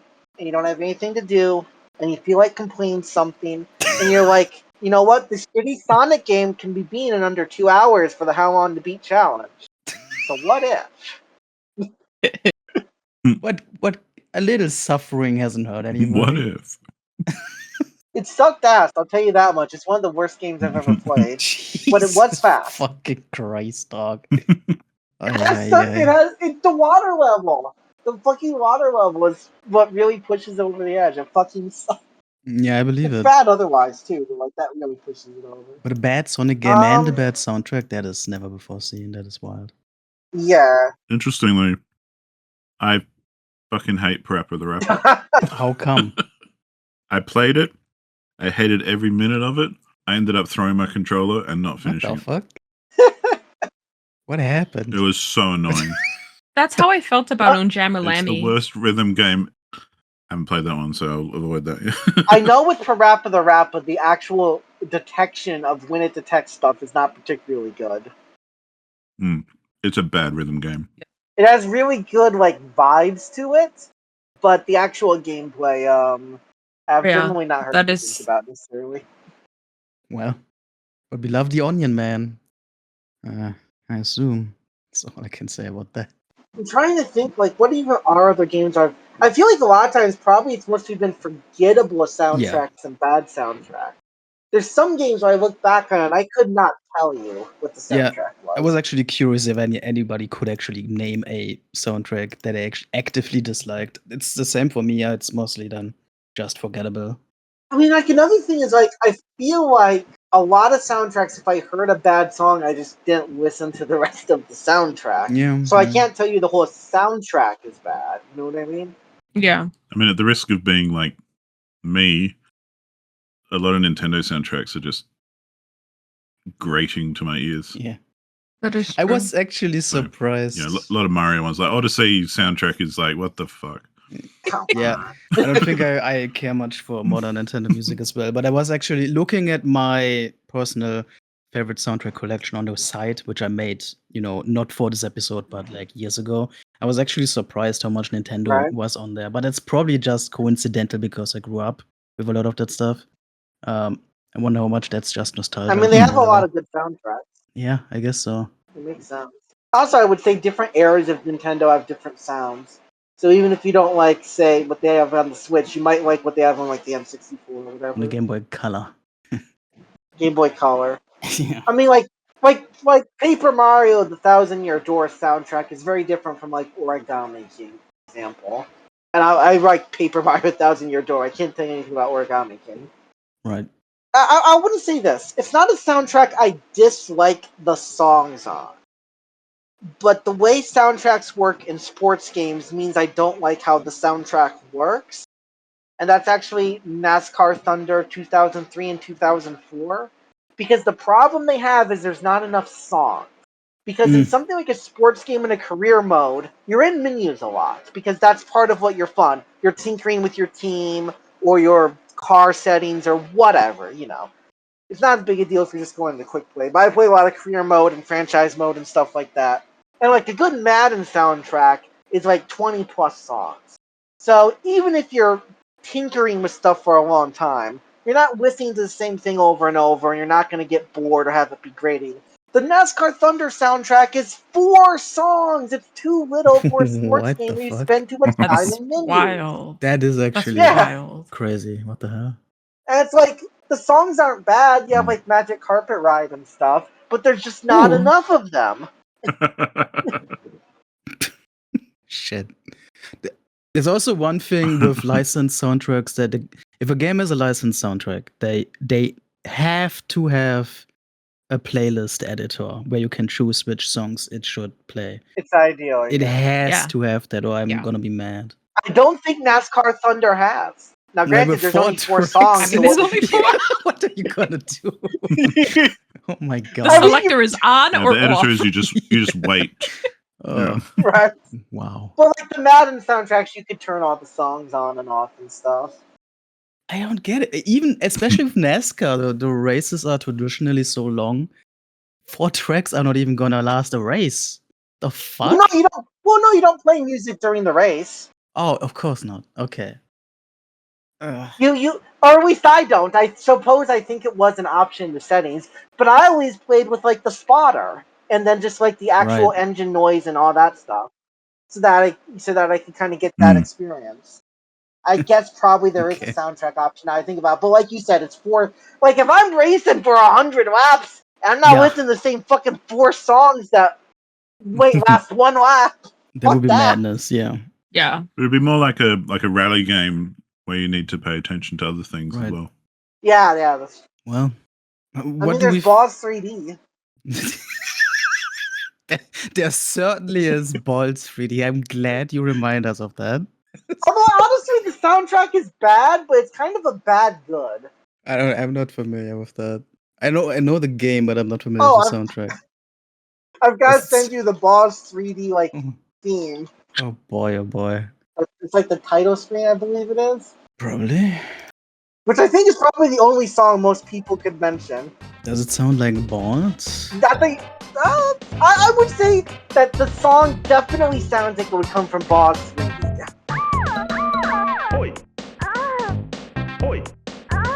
Oh, it's that song. I have heard that. Yeah, It does sound like Ballz. Yeah, I get it. It's dope. it's Ballz 3D. It's some Buck Bumble shit, dog. My god. Vickety Buck Bumble, baby. Okay. Last question. Let's move this on. What do we think about cover bands and remix projects? Do we have any experience or thoughts about that whole thing? Anything you want to shout out, maybe? I fucking love the Megas. The Megas. They remix and do like Oh, entire yeah. storylines out of Mega Man music. There's also the Proto Men, but they don't count because there were original songs that merely use the characters as a baseline. Yeah, They're I not heard Yeah. remixes, those. they don't count for that. And also they rule too, but they just don't qualify Wow. for the question. But the Megas, they actually have some of my favorite songs, period. Like I'm Not the Break Man. So like hardcore like there, Melody from the Past, that's a really good one. So consider me highly in favor. Never heard of this. Mega Man bands, man. That's we live in miraculous times. I mean, we were blessed with 2 really, really good ones. Yeah, that's what the fuck. What's that too? I would throw in the Overclock remix community, which I'm shocked is still around, honestly. But they've been like online for I was like just gonna say, yeah. multiple decades. Yeah, they've shaped my music taste as a kid a lot, especially. But they are still out there doing things. Well, speaking of games that you haven't played that you've listened to the soundtrack, there's heaps of stuff on OC Remix that I've listened to, like a lot of Final Fantasy soundtracks that they've done and stuff that are really cool and I've listened to, but I've never actually played the game. They also have a really good Doom OC Remix as well, which is a lot I of fun. definitely listened to OC Remix Doom soundtracks way before ever playing a Doom game. Yeah, definitely one of those. Yeah, it's a good version. And while we're on that, shout out to Mick Gordon, who did the 2016 Doom soundtrack. Right, yeah. Which is basically a remix of the original Doom soundtrack, just modern. But he did it so well, and it bangs. It does bang. Fucking love. I'll tell you this, and this is 0% surprising from my avatar on the forums and me talking a bunch. I was and am really big into Toho song remixes and remakes and all the entire community, and I could probably link like 20 fucking songs. I was gonna link one that's probably in my top 5 songs ever, but I can't find it on YouTube right now, and then I have to go find it, which means trying to remember the exact Japanese name. I could go to my top songs list, but I don't want to take the time. But like, there's a lot of really, really fucking good songs in the Toho community. I mean, yeah, that's Wow. true. I remember seeing many weird Toho videos on YouTube before even knowing what the fuck that shit is. That is a wild world in itself, yeah. Not that they'll go into the video or anything, but I am going to just link a bunch in the podcast for anyone who really cares about it. To curse this chat forever. All those Ronald McDonald Bad Apple remixes and whatnot. Nah, these are more serious. Okay, well. I want to give a shout out to the band Master Boot Record, which is like a synth metal band, and they also did like a bunch of like cover versions of various retro game soundtracks. But they also did an original soundtrack for I think, point-and-click mystery game that I have yet to play. And I think that has been mentioned on the podcast in the past, but I actually am blanking on That seems cool. the title. But Masterwood Record, great band. They made original and unoriginal video game music. So there you go. Is the game you're thinking of, Matt? Is it Virtuaverse Yeah, that's it. that Masterwood Record did the thing for? Yeah, I played that. It's rad. You should do it. I figured somebody had played it. Yeah, it is on my backlog, of course. As is everything. Unsurprising. Yeah. I'm glad that we found that video game because I know that Matt was going to be searching for the rest of the. Anyway, I would say I don't really follow many cover bands, but I do follow Louis Zong, who I think is more famous for the Ghost Choir Halloween videos that he does every year. But he does a lot of like 8-bit sort of themed albums. And there's also Leon Shang, who I used to follow on Twitter back in the day. He has an album called Bird World, which is basically just Yoshi's Island inspired. But then he also has some other ones that are like, he has one called Leon Kart and Leon Mode, Return to Bird World, which is kind of like Final Fantasy-ish, Potion Shop. So it's like all kind of like video game inspired sort of instrumental tracks. He's like the only person I follow on Bandcamp at this point. So wow. Everybody else can get fucked. Yeah. I mean, I say that, but he also hasn't posted anything since 23, so I guess I'm not following him either. Still on the topic of cover songs, I've listened to some of the Chalk Eaters, unsurprisingly, mostly because they did one where they got the lead singer from Crush 40 to do a Sonic song, because I'm a fucking sucker fool motherfucker. What the fuck? The other thing is just, I didn't mention it before, so I want to shout it out before I do. Dot Hack, particularly the original quadrology, I guess it would be, has really, really good music, and I really like a bunch of it. Oh. And Aura's theme is something I considered for the top 3 songs, but didn't make the cut. Oh shit, I almost forgot to mention Bad Apple, but I don't really need to mention that one, everyone mentioned. I mentioned Bad Apple already, so... Oh, okay, well... Oh shit, did you? Yeah. My brain might have forgotten. That's fine. Well, I hope... We're not really listening anyway. It's fine. Well, I hope everybody's brain is at least functioning somewhat for the game that we're gonna be playing now. As our last segment of the episode. We tend to play the eternally untitled collection game, though today is going to be a bit different. The game is gonna be happening in the sense that Roy, as the winner of the last round, is going to host and going to pull a random collection from the How Long to Beat website. He's gonna give us the title of it, the creator name, and the amount of games on that, and we will going to have to guess one after the other games on that list to score points. Now, we've been playing this game for quite a while now. We already have scores under our names, but with the return of Abby to the podcast squad, we are going to do a sort of reset. Everybody's going to be back to 0 points. A new, I hesitate to say season, but a new season of the game. Round. Damn it, thank you. A new round of the game. Playoffs, baby. Stage. But to rally, make it official. Leveled up. Jesus Christ. To make it official, of course, the final points that we are going to get rid of here have to mean something at least. And so the final score has been Matt, me on 3rd place with 24 points, Leon 2nd place with 28 points, and Roy still towering over the whole world with 44 points, really cleaning up those collections recently. The funny thing is, I'm pretty sure Diallo ended up ahead of Matt, too. Diallo was at least close to that, that's true, but, well, he's out. So, Roy is going to be called the King of Collections for this first stretch of the game, and with that has earned the honorably vague privilege of a coupon to redeem any time The in the golden future that he ticket. wants the golden ticket, the golden Collection King ticket, to either force a discussion topic or make us play a game of his choice. So that's the power that he wields now. Something I will note is I would say for the game, it has to already be in their collection, or like they have to be both cool with playing it and gift it to them or something. Yeah. No forcing someone to spend money. I force you to pre-order GTA 6 Deluxe Edition right now. And we will continue to play this game until the end of the year, where we will crown the next Collection King, who will then, of course, earn the same coupon. That is going to be the deal. And having said all of that, we're now equal again with 0 points. Roy, would you do us the honor? I would do you the honor once random actually brings something up. Alright, this is an amusing one, I think. The title is The Order of Games I Gave 6 Points To.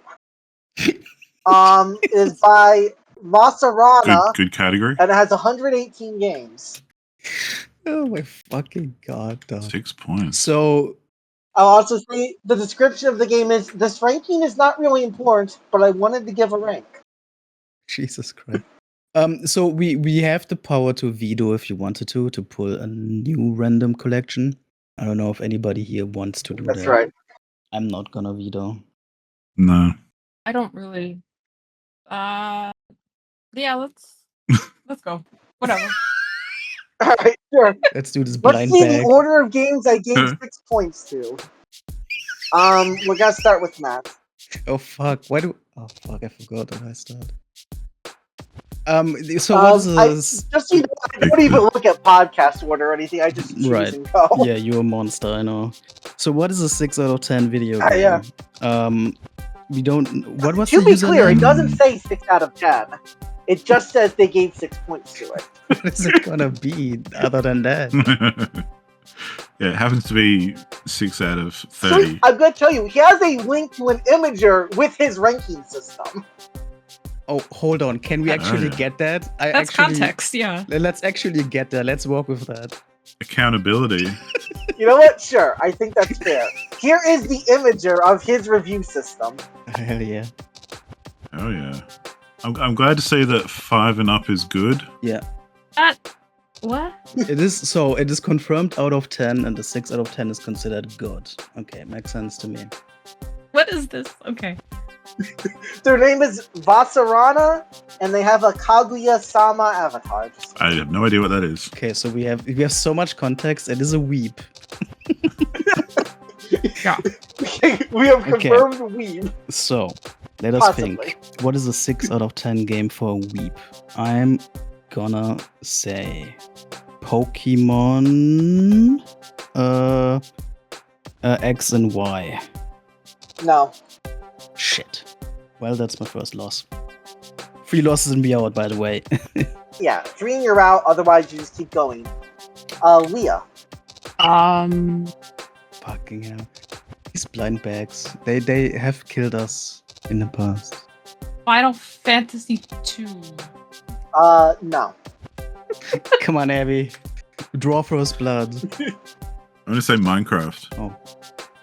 Alright, you're gonna say Minecraft? Let's see. That's about a 6 in my mind. Not for this person. No. Yeah. Okay, we're doing great. So, alright, everybody struck out their first go. Hi, Poppy Playtime. Let's go with that. Why? I don't know. It's a game people have played. What a cut. No. Shit. He's so offended. I've seen. No. It's just like. I can't imagine that it would show up. How dare you? Although I've got to say, it would have been a great bit if it actually showed up. Yeah. Pokemon Yellow. No. Damn. Okay. What the fuck? I don't even need to look it up because I already looked Yeah, up Pokemon, so I know all the Pokemon on there. Oh, that's a hint. Is it? Yeah, I don't know.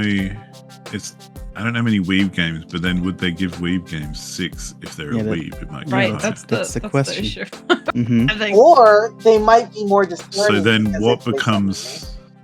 Yeah. Well, true, but I am not. So I only know like the ones that Um, people love. I'm going to say, as a out there, 6 Heavy Rain. Mm. Heavy Rain. It doesn't look like it. I'll double check. Sometimes, I think the games a lot of people have played as well. I mean, you Yeah. never know. They could be very niche people. Sometimes, no Heavy Rain.